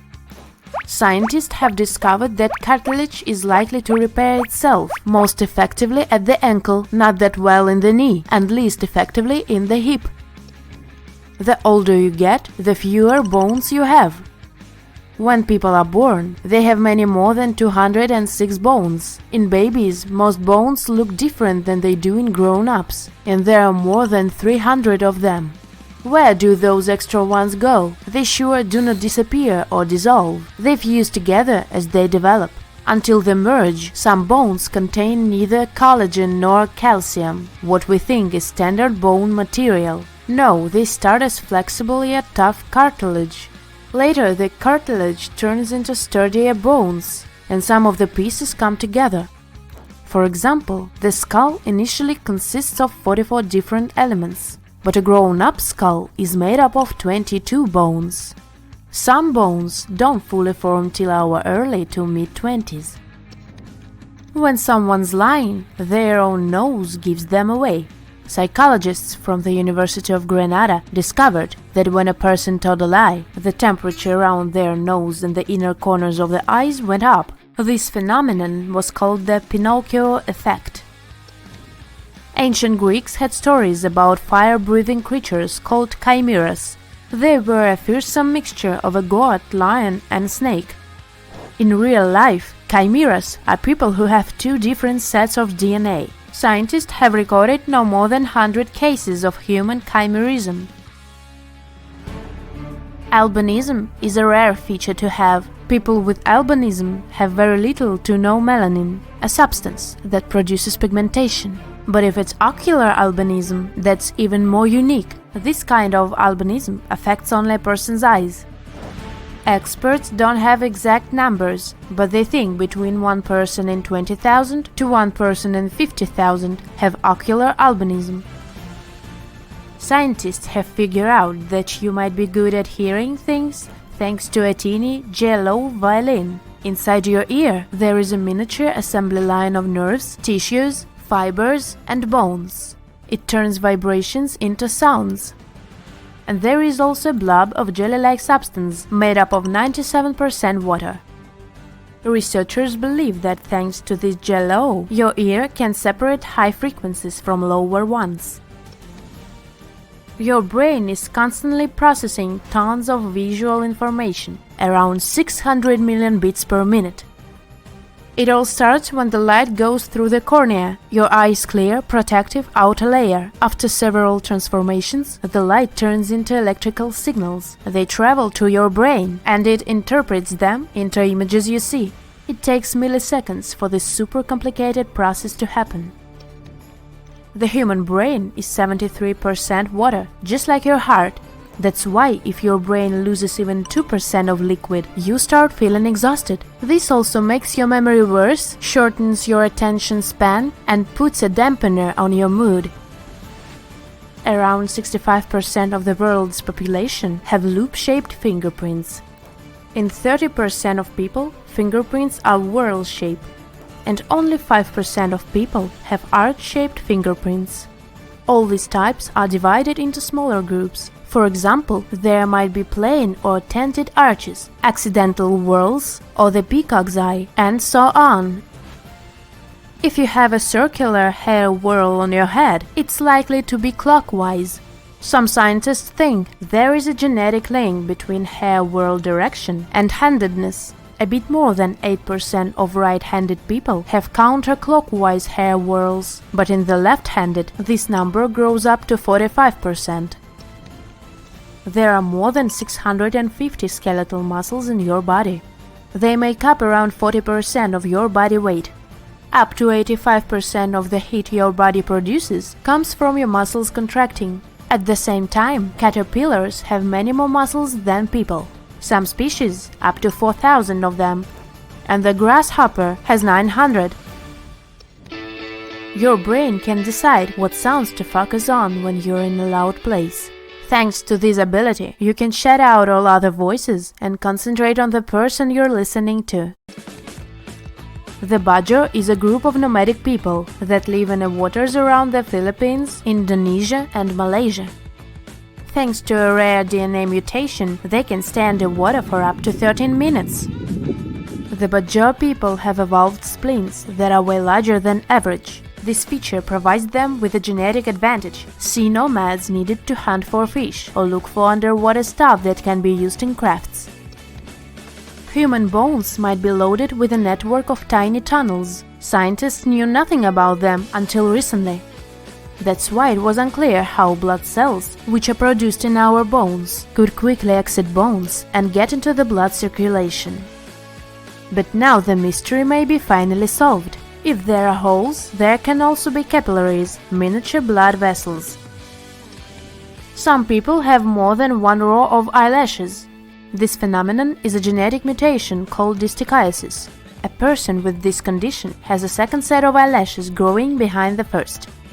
All these thick, lush lashes sure look beautiful, but they can also cause some discomfort. Some hairs can start growing in the wrong direction, or in the place where an oil gland is supposed to be. It can cause irritation and tearing. Why do your fingernails turn blue when you get cold? For one thing, your fingers are rather far away from the rest of your body, just like your toes or the very tip of your nose. Imagine a piece of tissue in the middle of your body. It gets circulation from all sides, left and right, up and down. But the ends of your fingers have just one option. Blood can only flow from the hand down the fingers. When it's cold, little blood vessels, aka capillaries, in your fingers narrow. It prevents blood from flowing as freely as before. When blood circulation slows down, the tips of your fingers and your fingernails don't get enough oxygen-rich blood, and the less oxygen your blood contains, the darker it becomes. Its color is actually dark red, but we perceive it as blue. The hippocampus is a part of your brain that helps you navigate in space. You have two of them, each the size of a chestnut. London cab drivers have bigger hippocampi than most other people. Researchers are sure it's thanks to their regular mental workout. It's not a gimme to navigate 60,000 London streets. Now, I've tried this one myself too. Pinch your elbow as hard as you can. You barely feel pain. How come? Well, different areas of your skin have different nerve endings. Our bodies are designed to be more sensitive to pain in places that are at higher risk of getting damaged. Those important parts have more nerve endings so that we're more alert and able to protect ourselves. And thick skin, like that on elbows, has fewer pain detectors. Now, I'm not talking about the tingling, jolting pain you can feel when you hit your elbow against something. Oh, that feels almost like your entire arm has been electrocuted. It's not a feeling I would consider funny, but it comes from the funny bone. Now, the funny bone isn't actually a bone. It's a nerve that starts in your spine, goes through your neck, through your elbow, and through your fingers. Its real name is the ulnar nerve. It's one of the 3 primary nerves in your arm, and it provides sensation to the fingertips. Your ulnar nerve is well protected by muscle, fat, and bone. But there's one spot at your elbow where this nerve is exposed, and that spot is, the funny bone. A different but real version of Achilles' story, huh? Okay, so now you know why it hits so different when you bump your funny bone and why you feel nothing when you pinch your elbow. Now, the next phenomenon is related to socially awkward moments. Okay, maybe not entirely. It might happen when your crush gives you a compliment. I'm talking about blushing. Now, I'm not sure those butterflies in your stomach exist when you're in love. But I'm sure of this, when you blush, your stomach lining also turns red. Yeah, I've looked. The stomach lining is the tissue that protects your stomach walls from the acid inside. When you blush, it also turns red because blushing happens when the blood rises to the surface of the skin. This affects the stomach too. Now, this is a natural process, a physiological response to the change in your emotions. Now, since we're talking about the stomach, it might be a good time to mention that the stomach fluid has the ability to melt a steel table. Yup.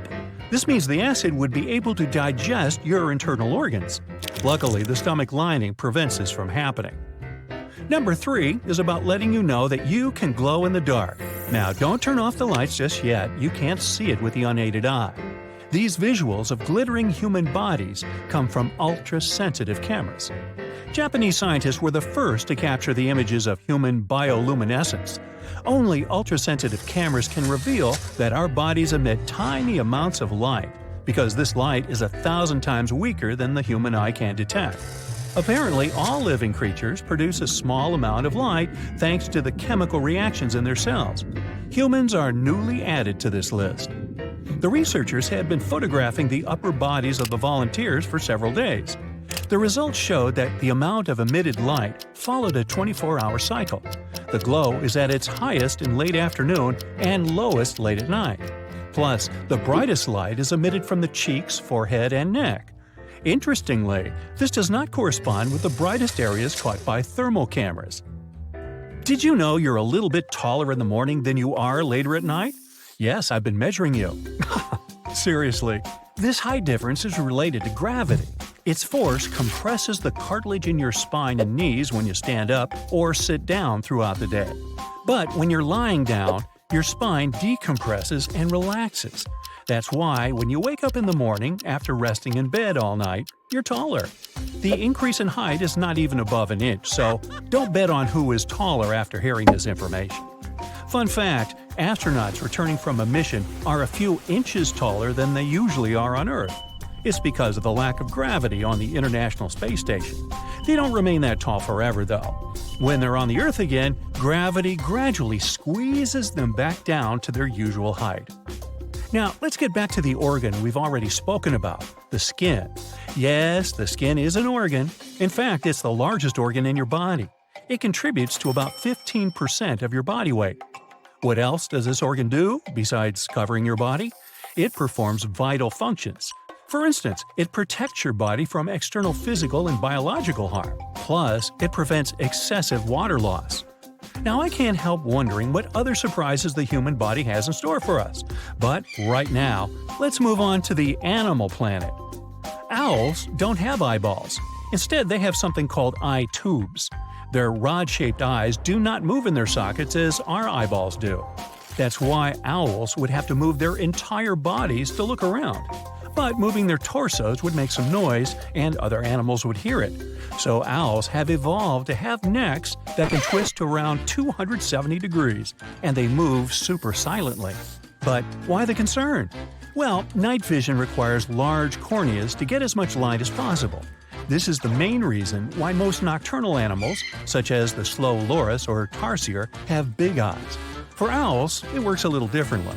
Since they have small heads, such large eyes wouldn't be able to fit inside. Now, even though these creatures don't have eyeballs, they have 3 sets of eyelids. One set is for blinking, one is for sleeping, and the last one is for keeping their eye tubes clean. So, do the owls give a hoot about that? Yes, they do. Moving on from nocturnal animals to the ones you're more familiar with. Meow. Cats have an extra organ that allows them to taste scents in the air. This organ is called Jacobson's organ, or the vomeral nasal organ. Jacobson's organ is located inside the cat's nasal cavity and opens into the roof of the mouth. This organ can detect specific chemicals by using nerves that lead directly to the brain. That's not a regular sniffing, though. The odor receptors of Jacobson's organ aren't designed to catch ordinary smells. They detect chemicals that have no odor at all. In other words, cats can detect undetectable smells. It's not just this. Jacobson's organ increases the sense of smell. For instance, when kittens need to find their mother's milk, imagine there are 2 mother cats and 4 kittens. Kittens can distinguish their mother from the other grown-up cat with the help of their sense of smell. Now, when 2 people meet, they assess each other's body language. Cats can usually do this by sniffing each other's heads. This greeting releases pheromones that can tell a lot about one cat to the other, like what the other feline likes to eat or if they are healthy or not. They can even evaluate whether the other cat is happy or moody, all thanks to Jacobson's organ. Now, another fact about cats. Their nose has distinct ridges that look like a pattern. Similar to our fingerprints, every cat has a unique nose print. It can be used as a form of identification.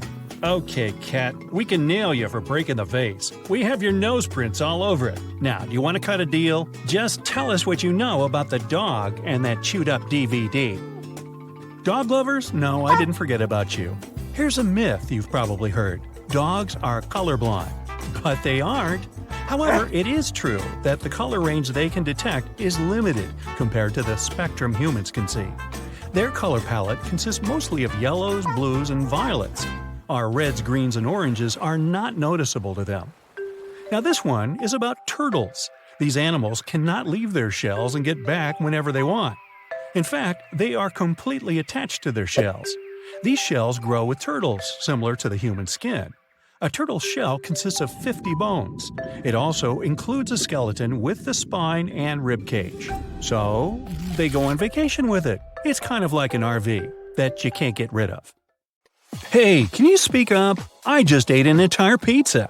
That's because after eating a hearty meal, our hearing tends to be a bit less sharp. During digestion, most of our bloodstream is directed toward the stomach, which takes away a bit from all the other organs.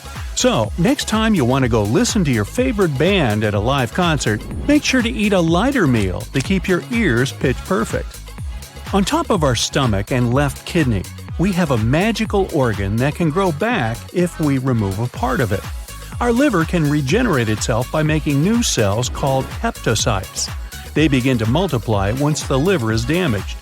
The seriousness of that damage defines if it can regenerate completely and the amount of time it takes to do so. Ever wondered what's worse for your body? No sleep or no food? Turns out the lack of sleep is more dangerous. That's because if you don't rest, your body becomes exposed to a lot more risks.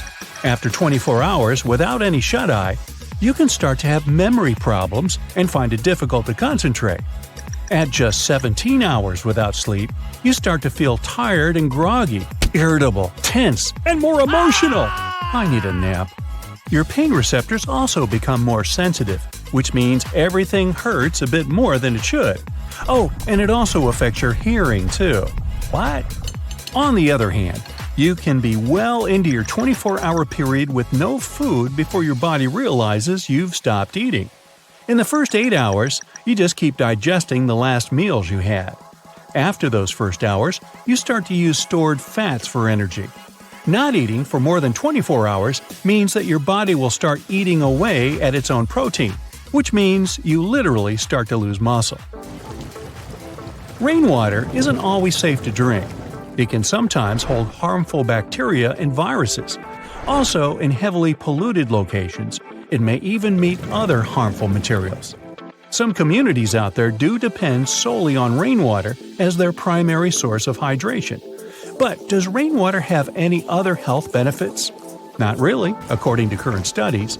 Some of those risky substances may be removed from rainwater if you boil it, but it's best to stick to the safer side and only drink water from sources that are 100% safe for human consumption. Now, we produce sweat mostly to regulate our body temperature and for some added moisture, like the one we need in the palms of our hands for a better grip. But sweat doesn't just show up on our skin. It comes out of around 5 million pores on our bodies. We're literally stepping on a quarter of our bones each day.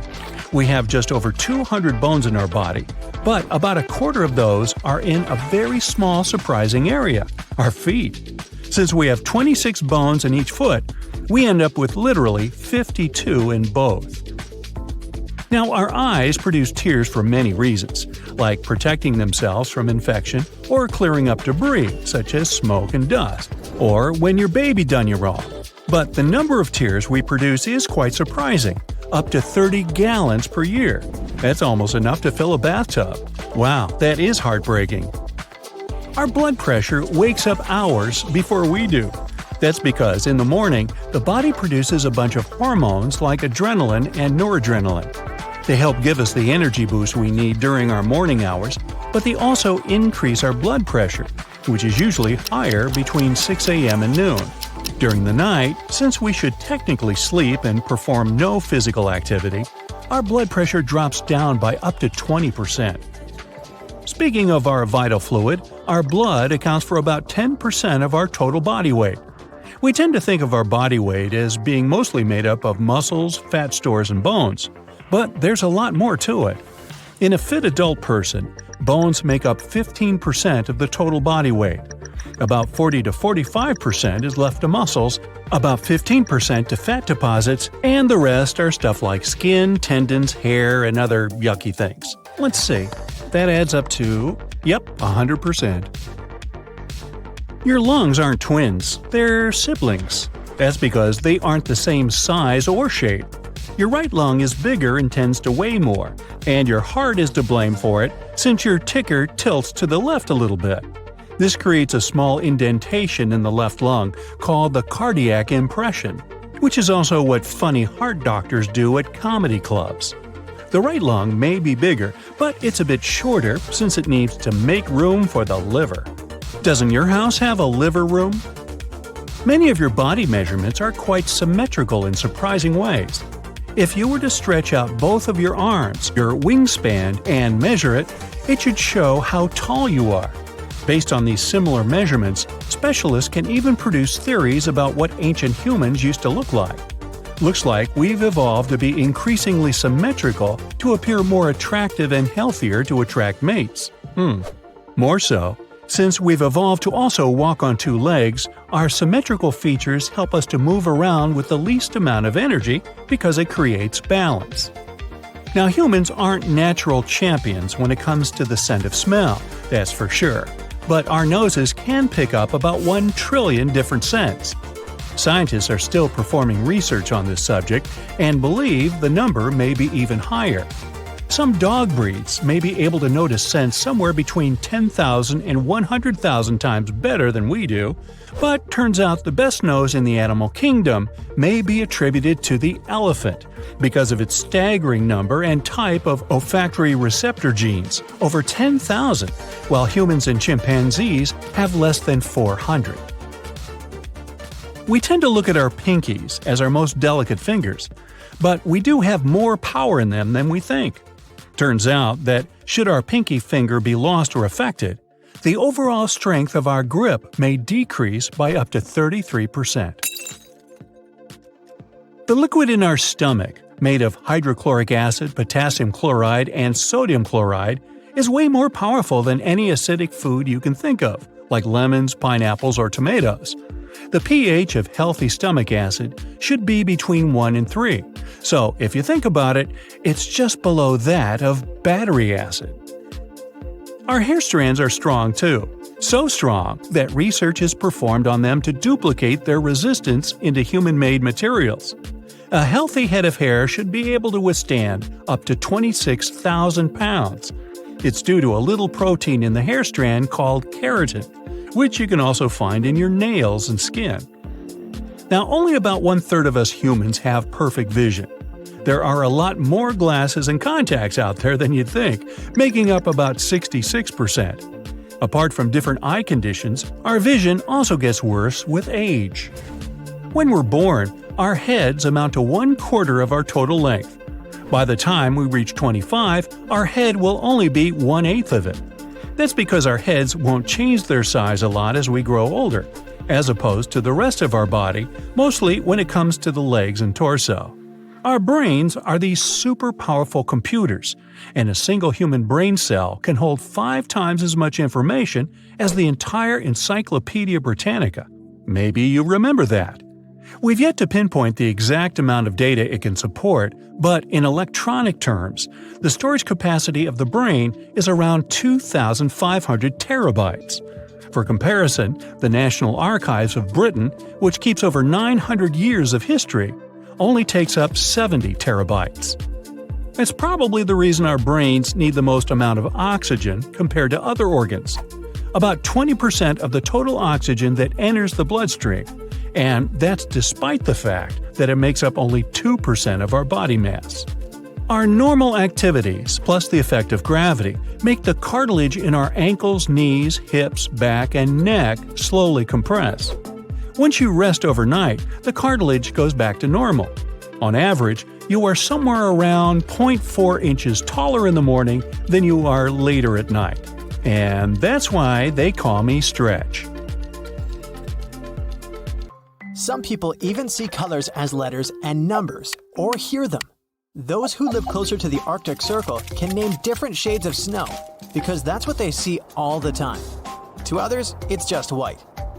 Some languages only have general names for colors. For example, dark stands for cool hues like black, blue, and green.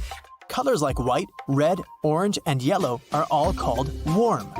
Your eye processes more variations of warmer colors than cooler ones. There's a tribe in Australia who describes texture, the function of an object, and how it feels instead of its color.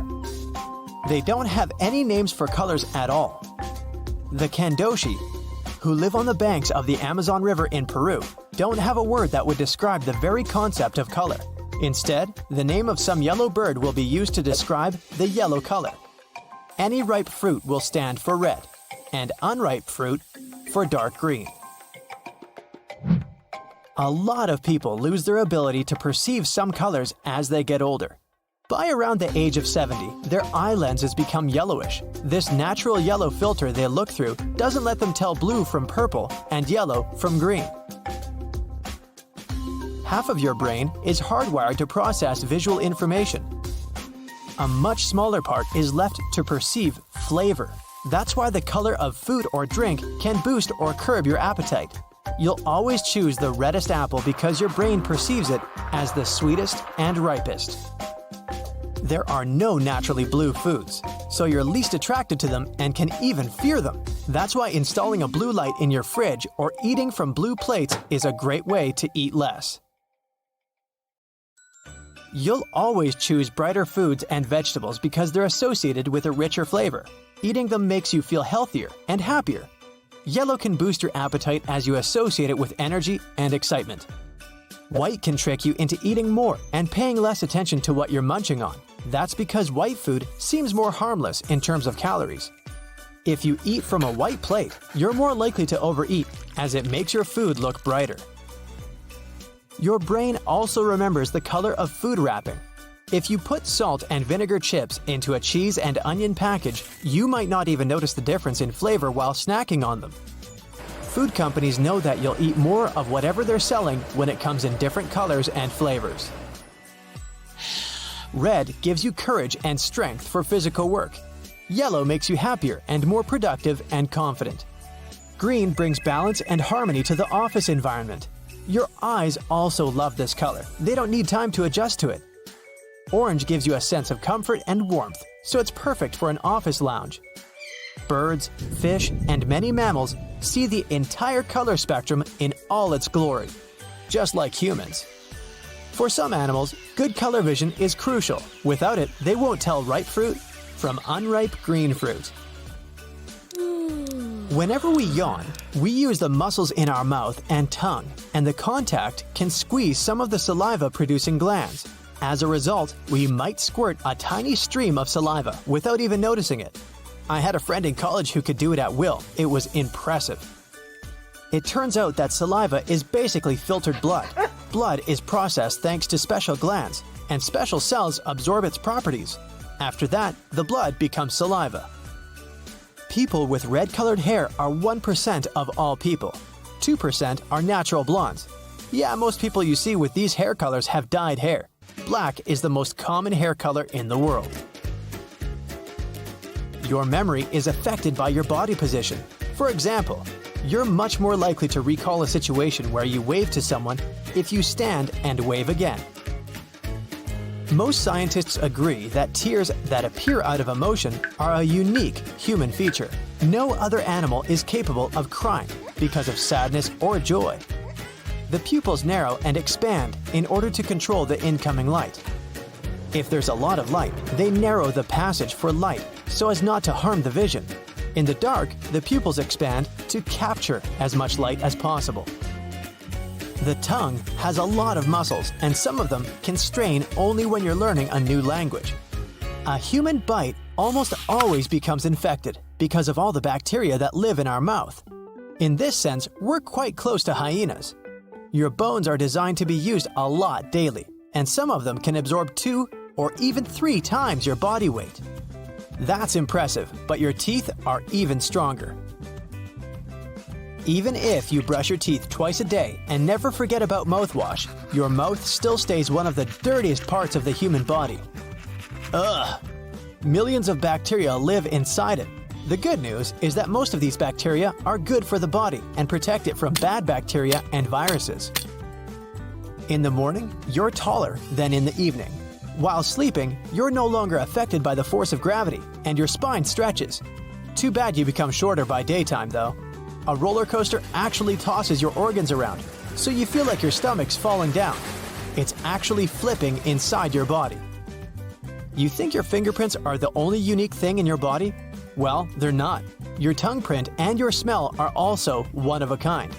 If anyone sniffs you, it's reason enough to get suspicious. If all your blood vessels were stretched into a single line, boy, that would hurt, but it would go around the earth more than twice. An impressive feat that you wouldn't see because, well, you can't live without your blood vessels. Toothache and headache are linked together thanks to the trigeminal nerve. It goes through the jaw right to the head, so that when you feel tooth pain, it usually goes hand in hand with that in your head. You lose calories doing literally anything. A healthy 8-hour sleep, for example, makes you lose up to 800 calories. And yes, you spend energy even while eating. A person can go without food for more than 20 days. However, if you don't sleep for 10 days, your body will simply stop functioning. Talking about sleep, the average person forgets 90% of their dreams.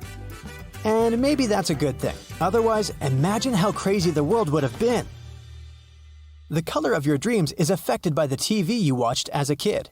If you're of an older generation that watched black and white TV, you'll see monochrome dreams more often than not. If you're used to color television, your dreams will also be colorful. Out of every 10,000 people on Earth, one person has their organs mirrored or reversed from their usual and customary positions. That is, their liver would be larger on the left side and the kidney would be a bit superior to the left one. People with light-colored eyes, blue or green, are better at tolerating pain than those with dark eyes. Scientists think it might be related to melanin that affects the color of the eyes. The length of your foot is similar to that of your forearm. Don't believe me? Go check. I'll wait right here. Nah. We have 7 major holes in our bodies: our mouths, our ears, nose, eyes, and our, down under. Hey, we're Australian. G'day, mate. We're also a torus, if you dig geometry. A human ring, a donut, a life buoy, or even a bagel. Bagel. Don't forget the schmear. Seriously, counting the pores in your skin and the rest, there'd be millions of holes though. Trillions more likely. Holy cow, we're holy! Bodies throw thermal radiation off as a tiny amount of light. This light is 1,000 times less visible than normal light, so you're not a torch yet. Breathe in deep through your nose. Air only goes up one nostril at a time, and our nostrils take turns at it. Sharing is caring. Our brains tell us when our bodies hurt, but they can't feel pain themselves. There are no pain receptors in the brain. That feeling of your stomach rising is what actually happens. Hold on. Every human has a unique smell except for identical twins. They share the same DNA and the same smell. Our fingerprints aren't just for identifying us to the police if we've done something wrong. The ridges allow our skin to stretch to prevent damage and improve our sense of touch. When you're scared, you can become a lot stronger than you were before. Maybe not lift a car strong, but you won't feel pain or fatigue as quickly. Our skin is the biggest and fastest growing organ. Strong but flexible. It's a waterproof yet breathable barrier that keeps us safe from the external world. Our skin regenerates itself. It helps with regulating body temperature and reduces water loss. This has helped us to evolve into what we are today.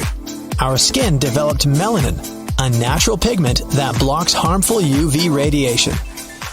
Special sweat glands helped our ancestors regulate their temperature while walking long distances in unpleasant conditions. Your body has between 2 and 5 million sweat glands. The more active you are, the more sweat they produce.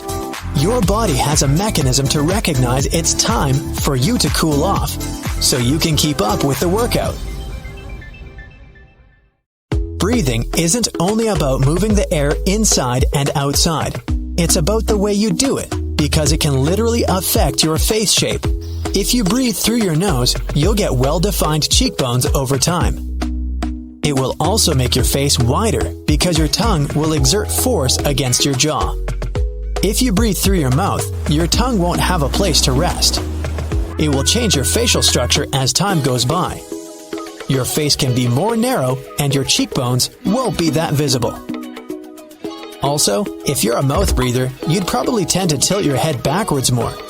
This way, you increase cranial contents in the back part of your brain and directly change your entire posture, along with the shape of your neck and face. Millennials, or people born between 1981 and 1996, are more forgetful than older people. The main cause of their forgetfulness comes from higher levels of stress. So hey, chill. Your left lung is smaller than the right one because it shares space with your heart. Humans don't have such big teeth as a tiger shark, or so many of them. But research says, even though sharks have teeth coated with really tough enamel, they're not stronger than ours. We have proteins that glue our teeth together to stop the entire tooth from cracking. We don't lose them, unlike sharks. Their teeth aren't attached to their gums on a root like ours.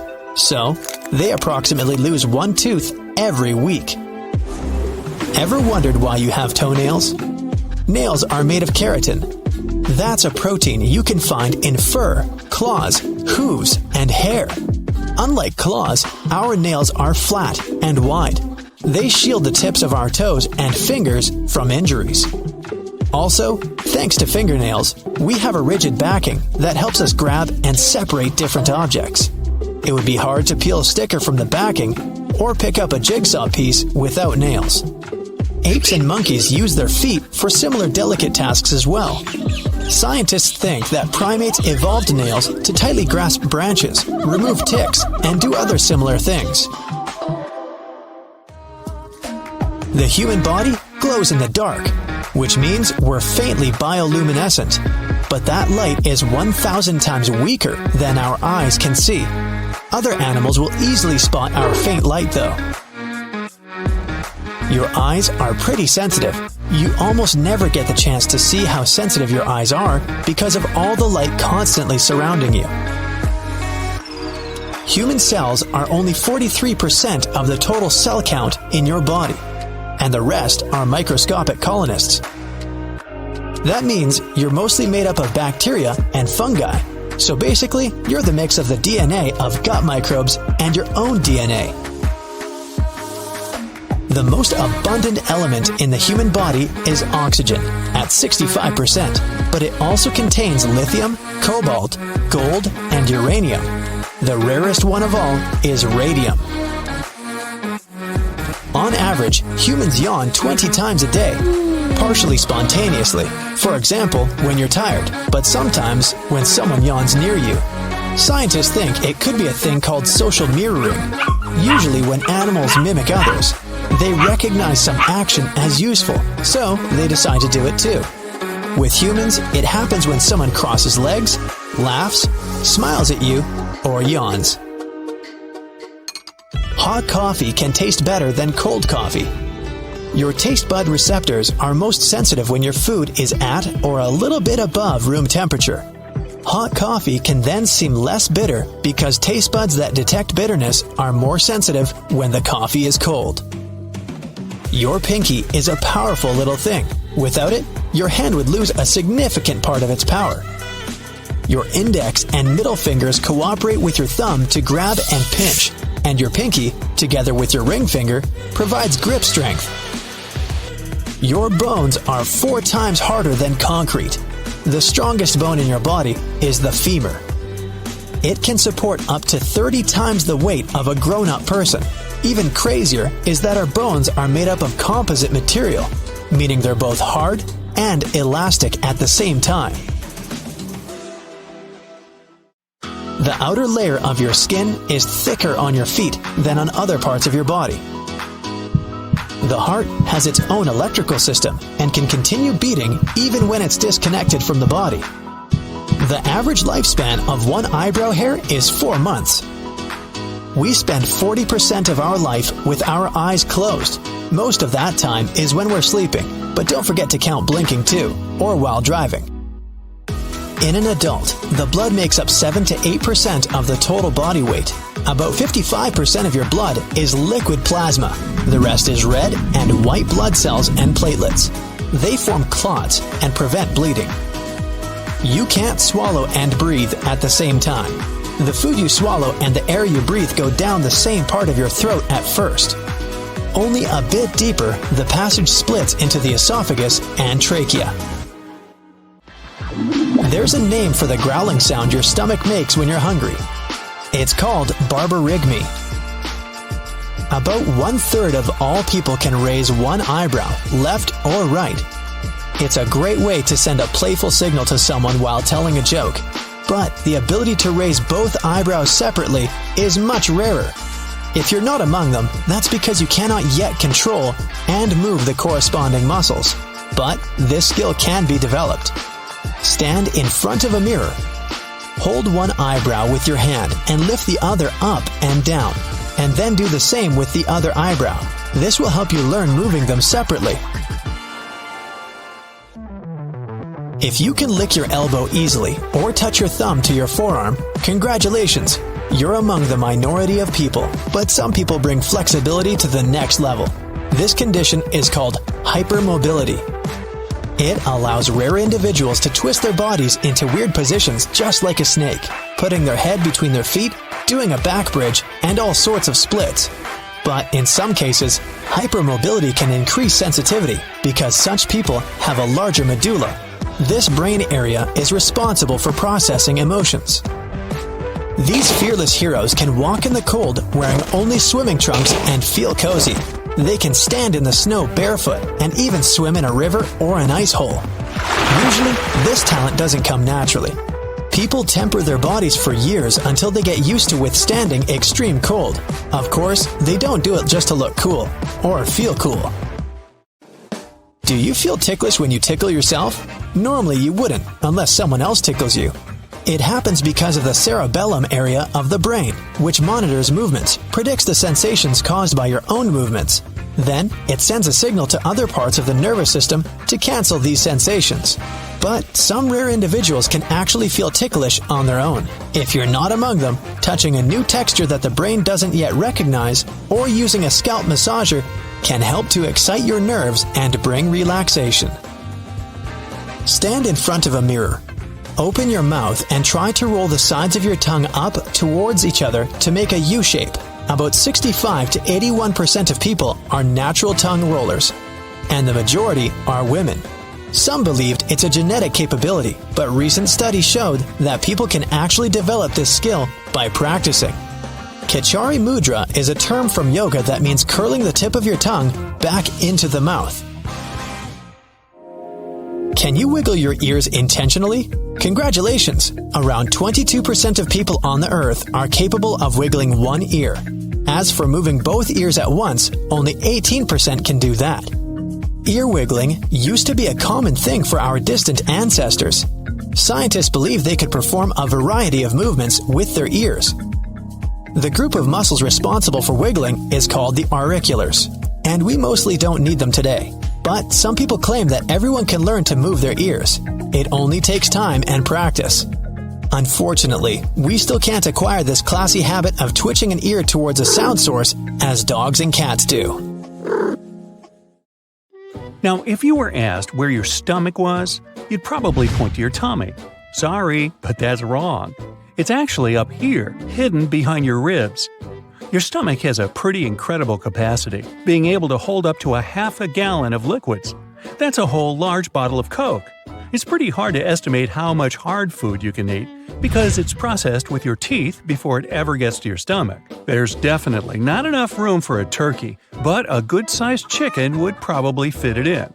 Speaking of organs, scientists believe that the appendix will disappear eventually. Nobody really knows why we need it, but some researchers claim it might have existed to help our ancestors digest tree bark. Because it's no longer a part of our daily diet, the appendix isn't necessary and can disappear from our bodies without any consequences. Now, the appendix isn't the only obsolete part of our body. Wisdom teeth aren't that useful either. Yeah, they used to come in handy when our ancestors lost some of their teeth, but the only thing they help us lose now is the money we spend extracting them. In fact, you can easily survive without your appendix, stomach, one kidney, or one lung. Nice to know we have spare parts. If you never knew you had a personal bodyguard, look deeper. Your liver is your security guard, protecting you from toxins and many other things you don't want to have. It's also pretty indestructible and can even regenerate. Your liver is a very important organ that works a lot and is responsible for 500 individual functions. Up to 10% of it is made of fat. The liver can grow back. Yep, even if you only have half of your liver left, it can still regenerate to its original size. Now, on average, the heart is as big as your fist. It beats 115,000 times and pumps around 2,000 gallons of blood each day. The right lung is bigger than the left one because your body needs to make some room for the heart. You inhale a lot of different types of debris, including 7,000 of your very own skin flakes, and that's only in a day. The stomach is the most important defender of the immune system. Hydrochloric acid in our stomach kills dangerous food toxins, viruses, and bacteria that get in there with the food you eat. This acid can digest even the stomach itself, but the mucous membrane protects it. You can burn calories when you take a hot bath, as many as you would if you took a half-hour walk. You burn somewhere between 100 and 200 calories per hour while standing. Sitting burns 60 to 130, depending on your height, weight, gender, and age. Now, your own body makes mosquito bites swell and itch. A mosquito breaks your skin. Your immune system perceives the insect saliva as a foreign substance, so it starts a special reaction to flush the intruder out of your body. A compound produced by the immune system, called histamine, makes the blood flow faster around the bitten area, and it causes swelling. The histamine also sends a signal to the nearest nerves, which makes the bite itch. Meanwhile, the food on the plane is likely to taste different than on the ground. That's because you lose up to 30% of your taste bud sensitivity due to the dryness and pressure in the cabin. It's especially true about salty and sweet foods. Now, you wouldn't be able to taste food without saliva. Your taste buds have chemoreceptors that recognize different flavors, but they need some liquid for those flavors to bind into their molecules. Also, you can't taste things saliva doesn't dissolve. You can always squeeze in some dessert, no matter how much salad, soup, or meat you've eaten before. Your body gets bored of savory tastes, but when you see and smell something sweet, like ice cream, cakes, or chocolate, your brain gets excited. It overrides all fullness signals for pleasure.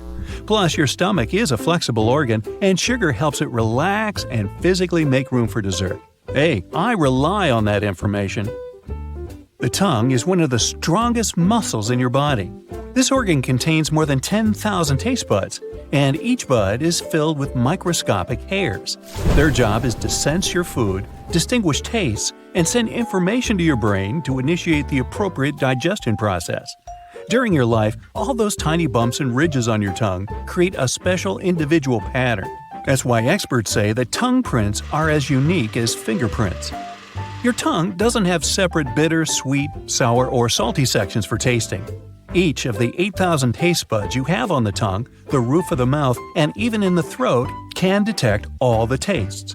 For some people, cilantro may taste similar to soap because the plant contains a chemical used in soap making. But only 4 to 14% of the world's population have special genes that can detect it. The masseter is the strongest muscle you have based on its weight. Together with the rest of the jaw muscles, it can close your teeth with a force of 200 pounds on the molars and 55 pounds on the incisors. Your spine has a great memory. It remembers your posture, making it so difficult to change it for the better. You owe goosebumps to your ancestors from many, many, many years ago. Their hair used to stand up to make them look bigger and scarier to foes. Cats hiss and arch their backs for the same reason. Only about 43% of you is actually you. Over 50% of the cells in your body belong to tiny little creatures that mainly live in your gut. Still, even though your own cells are fewer than the microbial ones, there are, on average, about 100 trillion of them in you. See, you're not alone. With this in mind, your own genes are less than half of what you really consist of. If you take all the microbes dwelling within your body and count their genes, you'll find between 2 to 20 million. Now, our height, the shape of our body, and skin color depend a lot on where our ancestors used to live. But we can adapt to new conditions even within our own lifespan. For example, if you move from the plains to the mountains, you'll eventually develop more red blood cells to compensate for the lack of oxygen. And naturally, if you move from a colder climate to a hotter and sunnier one, your skin will get darker to adapt. Our lifespan is programmed within our cells. They constantly review and divide, but they have a sort of internal timer that stops at some point. Some cells also stop reproducing sooner than others. On average, cells cease dividing when we reach the age of 100, if we're that lucky. That means that if we could find a way to trick our cells into turning off the timer, we could potentially live forever and move in with our grandchildren. A human mouth is pretty unique. You won't find two identical sets of teeth, even among identical twins. That's because the shape depends on how each person is using their jaw. Even the tiniest habits you used to have many years ago, such as lip biting, affect the formation of your teeth and the uniqueness of your dental impression. You've probably noticed that lipstick prints on a napkin or a mirror are always slightly different depending on who left them. Alright, who left the lip prints? Studies of both females and males revealed that lip print patterns for each individual are unique. They didn't reveal any special traits based on the gender factor. The mandible, or the lower jaw, is the only skull bone that isn't fixed to the bone around it. It's attached with connective tissues and muscles. This is what makes it so mobile. You can move it in any direction you like. There are clusters of sensory cells in your tongue. The buds that are closer to the surface are more short-lived. That's the reason you don't have to wait for too long to be able to taste again after burning your tongue. Your fingertips are sensitive, but hundreds of times less so than your lips. Ah, the lips again.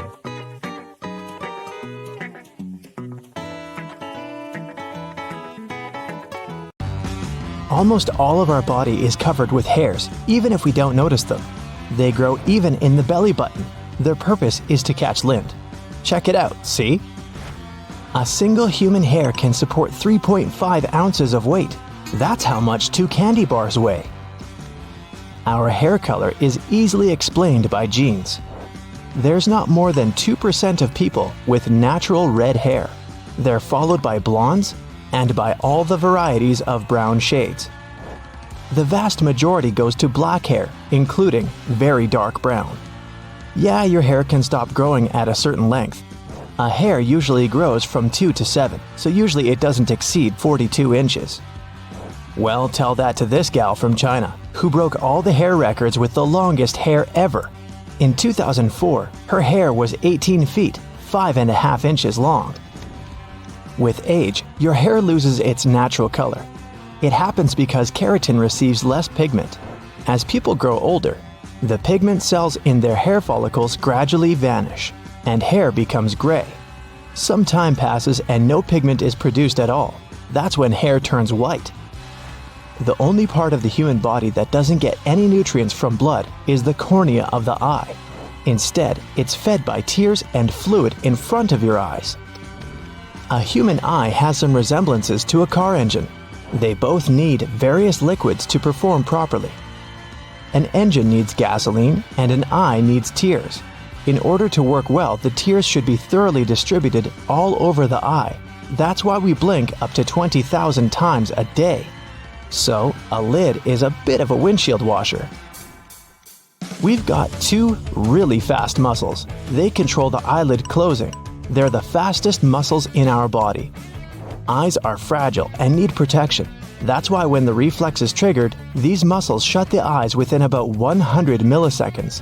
No more than 0.1 seconds. We recognize only purple-blue, green-yellow, and yellow-red colors. Everything else is a combination of these 3. It's impossible to calculate how many of these combinations the human eye sees because every single person has slight vision differences. But it's about 1/1,000,000th combinations on average, you see? The inability to distinguish colors, also known as color blindness, affects around 8% of males and 0.5% of females. But colors themselves aren't as stable and objective as they might seem. Multiple tests have shown that people experience colors differently, depending on many factors such as geographical location, language, and gender, to name a few. It means that you can enjoy the same sunset with your friend and see completely different colors without even knowing it. Just like fingerprints, your eye color is unique. It can even affect the way you perceive light and make your vision one of a kind. To understand how this is possible, you gotta figure out how the eye color is formed. This is the iris, the colored part of the eyeball. The iris contains pigmentation, and its content determines what eye color you have. Every human has a slightly different amount of pigmentation. That's why you won't find two people with identical eye colors. 3 specific genes in your body are responsible for melanin levels and determine pigmentation. Blue and green-eyed people have less melanin in their iris, and those who have more melanin have darker eye colors, like brown and hazel. Some rare people have beautiful, deep black eyes, but this is only an optical illusion caused by the abundance of melanin. Pure black iris doesn't exist in nature. Although these eyes look very dark, they're actually dark brown. Studies have proved that eye pigmentation impacts your vision. No matter how dark or light your eye color is, people with lighter eye colors are more sensitive to light, which may cause them to feel uncomfortable on sunny days. If you have a light eye color and have to squint when you go outside, don't forget to put on sunglasses. Your irises contain less pigment that serves as protection from the sun's rays. But since melanin acts like natural sunglasses, you have better night vision compared to dark-eyed people. On the contrary, if you have a darker eye color, your eyes can cope with bright light better during the daytime. Dark-eyed people should feel more confident while driving at night because they don't get blinded by car headlights that much. Your peripheral vision is almost completely black and white. It's because you have more color-detecting cones in the center of your retina than at the sides. Women can distinguish more colors than men because they have 2 X chromosomes, and men only have 1. Even if something is wrong with one of the chromosomes, a woman can still see colors correctly. That's why women are rarely colorblind. There must be at least some photos where you have red eyes. When the camera flash goes off, your eyes aren't prepared for such an influx of light. Your pupils remain dilated, which is why the light gets reflected off the red blood cells of the choroid. This is a layer of tissue at the back of your eye that nourishes your retina. The weird-looking flies you see right in front of your eyes every now and then are eye floaters. You see them because of tiny structural imperfections in one particular part of the eye that gets in the way of light. They get worse with age. You spend 10% of the time when you're awake with your eyes closed. It's all those times you're blinking. Humans are capable of using echolocation like bats and dolphins. With some training, you can find your way in complete darkness, analyzing the surroundings by sounds bouncing off objects. Don't need to practice that. About 6% of people can vibrate and rapidly shake their eyeballs back and forth. It doesn't mean something's not right with their eyes, it's just a unique trick they can perform. The main purpose of eyelashes is to shield your eyes and protect them from sand, moisture, dust, and debris in the air. Your eyelashes sense when something comes up too close to your eyes, like an insect flying towards you, and trigger your blink reflex. Blinking also helps when you need to flush out some tiny particles or debris stuck in your puncta. Those are small openings you have in your eyelids. That's where the tears get pumped out. Your eyebrows stop sweat from running directly into your eyes. Your skin there and the shape of your bones also work together to direct the sweat towards the sides of your face. Onions produce a special chemical irritant. It stimulates special glands in your eyes, causing them to release tears. The nose is probably one of the most underappreciated parts of the body. We wouldn't even be able to enjoy eating without it. About 80% of the taste of any food is thanks to the nose and its ability to recognize odors. If you hold your nose while eating, you will taste almost nothing. With no sense of smell, you're likely to recognize food mostly by texture, so an onion might seem no different than a big, refreshing apple. Scientists used to believe we could distinguish about 10,000 smells, but they were wrong. Recent research showed that people are actually able to distinguish between more than 1 trillion smells. We also remember them better than anything else, and smells can even evoke some distant memories. Your nose doesn't just help you breathe and catch odors, it filters the air for sensitive throats and lungs. If we inhale dry air, the nose moistens it, cools it, and heats it if necessary. Also, the nose cleans the air of dirt. Your nostrils don't work with the same efficiency all the time. When you breathe, one nostril does most of the work, and they switch every couple of hours. 18% of people can move both ears at the same time, while 22% can move one ear at a time. People who can do it use weak vestigial muscles we got from our ancestor humans, who had this trait in common with cats.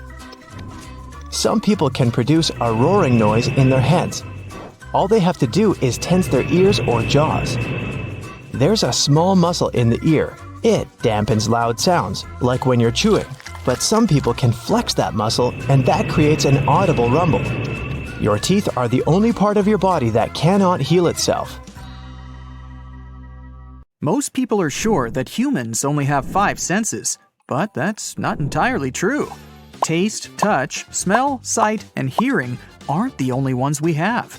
Scientists claim that people have between 9 and 20 senses in total. These include thermoception, the sense of warmth, equilibrioception, the sense of balance. There's also the sense of time, although not everyone seems to have that last one.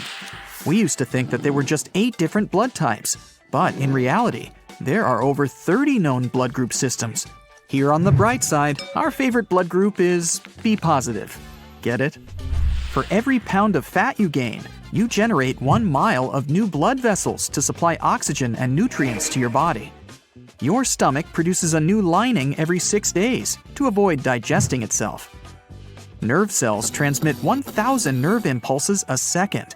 They travel between 1 and 268 miles per hour. Our DNA contains 100,000 viruses. Scientists have discovered one that goes back 100 million years. Your body emits visible light. You're the brightest at 4 p.m., and your glow is the least visible at 10 a.m. Unfortunately, this glowing is 1,000 times less intense than what your eyes can see. Sweat is mostly water mixed with proteins, sugars, ammonia, and a lot of other stuff. It even contains tiny amounts of trace metals like copper, zinc, nickel, iron, and so on. What makes sweat taste salty is the sodium it contains. Plus, the more salt you eat, the saltier your sweat is. Your body's trying to get rid of the excess, and the fastest way is to sweat it out. If you walked 2 miles per hour, you'd have to walk for 20 hours straight to lose 1 pound. And it would take you 518 days and 8 hours to circle the equator. Earwax isn't actually wax. It contains fat, skin cells, sweat, and dirt. Your brain gets 3 times bigger over the first year of life and reaches its full maturity when you're 25. 60% of it is fat. Your brain generates around 23 watts of electrical power, which is enough to run a small light bulb. Humans can't really multitask. Your brain can't perform more than 1 action at the same time. It switches between them, which doesn't save time as you might think, but increases the possibility you'll do something wrong and makes the process longer. When you have an exam to take, or you're at work trying to focus on an important task, try chewing gum. Research showed it can help you stay concentrated for longer on tasks that require your full attention. Studies even say that it's a better test aid than caffeine. There's nothing special in the gum, but the act of chewing wakes your brain up. The effect doesn't last long though, just for 20 minutes. Embryos develop fingerprints at 3 months. Your bones are 4 times harder than concrete. The strongest bone in your body is the femur. It can support up to 30 times the weight of a grown-up person. Even crazier is that our bones are made up of composite material, meaning they're both hard and elastic at the same time. Sunburn is the result of radiation exposure. When your body's natural defense mechanism gets overwhelmed trying to fight UV rays, a toxic reaction occurs that results in sunburn. Goosebumps are an evolutionary reflex left over from our ancestors. The release of adrenaline made their hair stand up, and they look scarier to approaching predators. Your body produces 1 to 3 pints of saliva every day. It helps you digest food and fights off infections. You also have a lot of bacteria in your mouth. Yeah, that's right. The average amount of bacteria in a person's mouth is almost the same as the number of people living on Earth. That's hard to digest. Each human has roughly 150,000 hairs on their head. Every strand grows around 1/2 an inch per month. If we added the growth from each hair, It would measure the distance of 10 miles in just 1 year. Your hair is also a lot stronger than you think. A single strand can hold 3 ounces, which is the weight of an apple. If we combine the strength of all the hair on your head, it could support the weight of 2 elephants. Hey, let's try it. The beating sound your heart makes is the clap of valve leaflets opening and closing. Your heart doesn't replicate its cells unless you have an injury. Your corneas are the only part of your body that don't get blood. They get oxygen directly through the air. When you're sitting or standing upright, it's easier for you to recall some positive memories that make you feel good. Some believe it's because sitting up with your back flat boosts blood flow and your brain gets more oxygen, which helps it function better. The man who has the deepest voice in the world, and that's definitely not me, can produce sounds that humans, including him, can't hear at all. But elephants can hear those sounds. Veins look blue because light has to go through layers of skin and fat to reach them. Your skin scatters a lot of the red portion of white light before it reflects the blood. This leaves only the blue light to bounce back to your eyes. A person who has anosmia is unable to detect smells.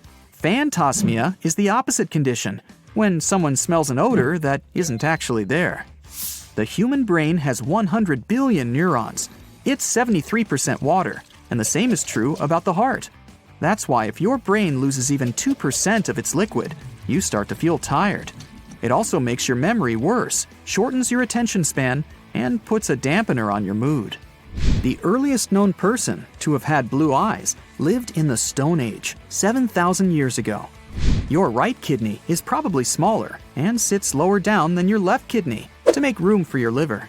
By the way, your brain makes sure you don't drink too little or too much water.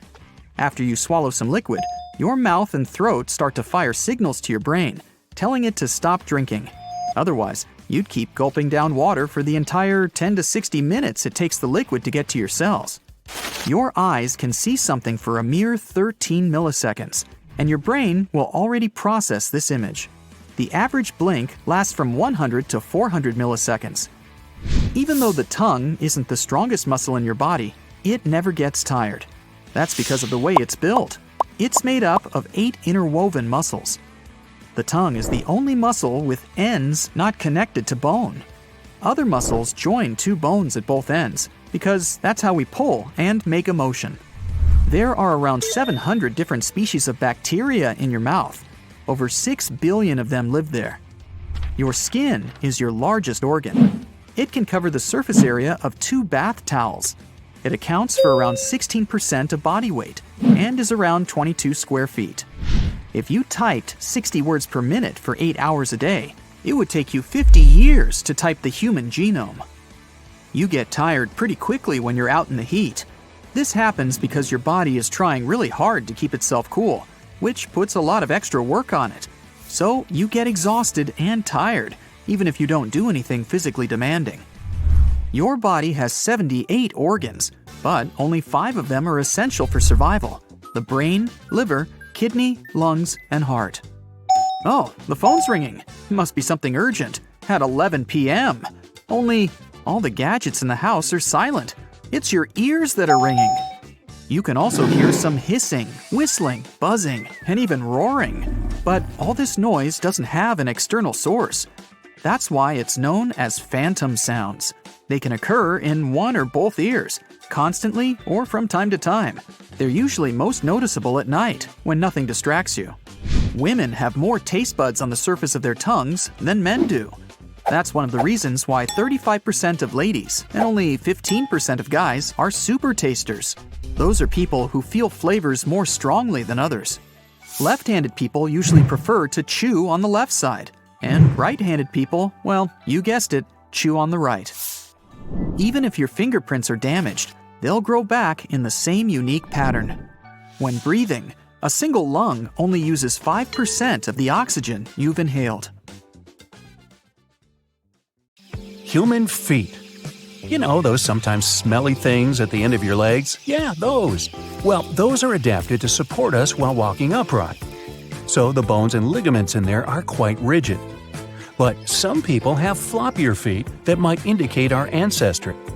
A study in nearly 400 people showed that about 1 out of 13 had them like that. Primates use their feet like we use our hands. They climb trees with agility. So they need to have floppy feet to do it efficiently. But humans from 2 million years in the past also had less rigid feet. Scientists believe studying people with this rare bone structure may help understand how ancient humans walked, and also whether this floppiness actually helps in climbing too. Now, our height, the shape of our body, and skin color depend on where our ancestors used to live.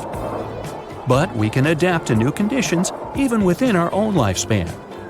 For example, if you move from plains to the mountains, you'll eventually develop more red blood cells to compensate for the lack of oxygen. And naturally, if you move from a colder climate to a hotter and sunnier one, your skin will get pigmented to adapt. Now, a second pair of arms would come in handy in a lot of situations. But an extra pair of fingers might be helpful too. About 1 in every 500 people is born with 6 digits on either hand. In most cases, the extra fingers are considered useless and removed. But research has shown that those who've left them could do lots of everyday things with just one hand, like tying their shoelaces or playing video games with gamepads. Okay, how many fingers am I holding up now? About 1 in 25,000 people are born with the thumbs on their hands having 3 flanges instead of the usual 2, giving their hands a very extraordinary look. And when it happens in combinations with 6 fingers, which isn't too rare by the way, the picture is even more cryptic. Such a condition doesn't bring much discomfort. In fact, some actions are even easier done with a thumb that has an extra flange. Like thumbing your nose, perhaps. It's been believed for a long time that a person could distinguish more than 10,000 smells. Some research done not long ago showed that people were able to distinguish more than 1 trillion smells. We also remember them better than anything else, and smells can even evoke some distant memories. Like with Grandpa and the big baked bean party when you were a kid. We can accidentally digest small objects such as plastic items, glass, coins, and many other small objects. They'll make their way through the digestive tract within 48 hours. And there's even a man who managed to eat a whole airplane. Now, it took him years though, but little by little, he finished his metal meal with no trouble at all. I had a joke here about passing a landing gear, but yeah, I'll skip that one. Now, every person has their unique smell that can't be confused with anyone else's.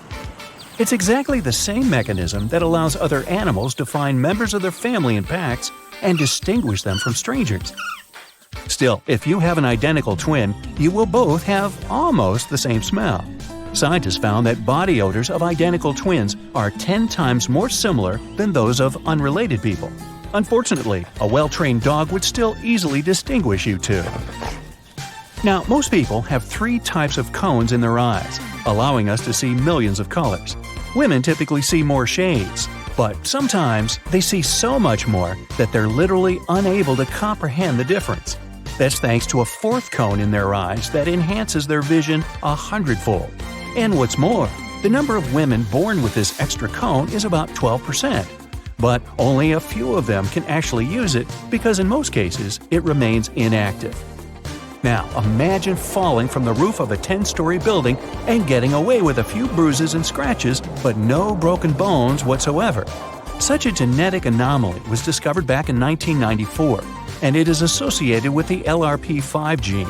It makes a person's bones about 8 times denser than normal, which basically makes them almost indestructible. There's a whole extended family in Connecticut that has this mutation, and all 20 members of it have extraordinarily dense bones. Scientists who did research of the blood samples of this family say they have the strongest skeletons in the world. Many people think that a cleft chin is a sign of a strong and independent character. But it's really a gene mutation, which results when the bones or muscles in the lower jaw don't fuse completely during development inside the womb. Just like many other anomalies, it's hereditary, which means, yes, you can blame your parents. However, if a person has a cleft chin, it doesn't necessarily mean that their offspring will have it too, because environmental factors in the womb or the presence of modifier genes, genes that influence other genes, can prevent it. There are no 2 identical brains in the world. Brain structure highly depends on conditions in which it develops and grows. And so, we all have something individual to us even on a biological level. And just like your fingers, your tongue too has a unique print on it that won't be like any other in the world. Nah, let's not compare tongues. A less impressive but not less rare condition is the so-called double crown. A crown is that patch of hair on top of your head that goes in a spiral. It's pretty hard to miss if you have short hair, especially because it's the hardest part to smooth down. People normally have one, but there are individuals unlucky enough to have two, and double the smoothing trouble. Still, some believe having a double crown is, on the contrary, a sign of good luck or even high intelligence. On a similar note, you ever wake up and look at your tousled hair with frustration? And now imagine having this disheveled look forever and not being able to do anything about it. It's called the uncombable hair syndrome. Your hair's always sticking out every which way, and no amount of water or hair gel can tame it. Heterochromia makes your eyes two different colors, say one hazel and the other blue. It has to do with the levels of melanin in your body, a pigment that affects the colors of your skin, hair, and, yes, your eyes. There's also partial heterochromia, which is only a part of one of your eyes is differently colored. It's not too common in humans, but I'll bet you've seen it in dogs, huskies in particular. This breed is naturally predisposed to this condition, and it looks super cool. Now, the rarest genetic condition there probably is, called the golden blood, can be a lifesaver for millions of people. There are just 40 known carriers of this blood type in the world. They don't have any Rh blood cell antigens, which means anyone can accept their blood, even those with extremely rare blood types. And although their blood isn't golden in color, it's certainly worth more than just gold. Now, turn your arm palm up on some flat surface and touch your pinky and thumb together. Now, look at your wrist. Do you see a muscle getting tense under your skin there? If you don't, that's okay. It only means you're in about 10% of people who don't have the palmaris longus. It's a muscle that scientists believe used to be useful for hanging and gripping in our ancestors. In modern humans, though, it has no real value, so we're evolving to drop it altogether. About 1/2 to 1% of people in the world have an extra hole next to their ears that serves no clear purpose. And it is pretty useless, although not dangerous either. It's just a sign that your ancestors used to have gills. According to estimations, only about 6% of the world's population can solve the Rubik's Cube. Despite it being just a skill like any other, most of us have to learn it, either by watching tutorials on the web or asking someone for help.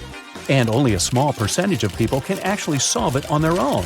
If you're one of them, you're a truly rare individual. Raising your eyebrows in surprise is a common thing, and raising just one to express skepticism isn't rare either. But it depends on which eyebrow you usually raise. If you can do this trick with either eyebrow, you're actually unique. Since your eyebrows are controlled by muscles, you can train yourself to raise either of them at will. But it often takes time and conscious effort. Moving your ears is about the same. Not so many people can do it. And there are even fewer of those who can wiggle just one ear instead of both. It's an ancient feature that dates back to our primate ancestors who used their ears to control their surroundings. And of course, it's still present in most mammals. Now, while most people around the world are right-handed, being a lefty puts you in a minority. That's not surprising. But a really remarkable thing is ambidexterity. Only about 1% of the world's population can use both their hands equally well, meaning they could hold a spoon, pick their nose, or write in their notebook switching hands with no trouble at all. How useful would that be? So, when someone is lying, their nose gives it away. And no, it does not grow longer. You haven't seen mine. It turns out that when a person lies, the temperature around their nose, as well as the inner corners of their eyes, rises. So, imagine you're on a first date, and the person tells you something hard to believe. You whip out your thermometer and take the temperature of their nose. Then they take your temperature, and back and forth it goes all night long.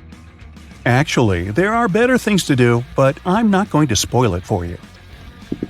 Women's hearts beat faster than men's. The average male's heart rate is between 70 and 72 beats per minute. At the same time, the average for women is between 78 and 82 beats. This is because women's hearts are generally smaller than men's. The female heart pumps less blood with each beat, so it needs to work a little harder to keep up with the male's. Your lungs are one of the largest organs in your body.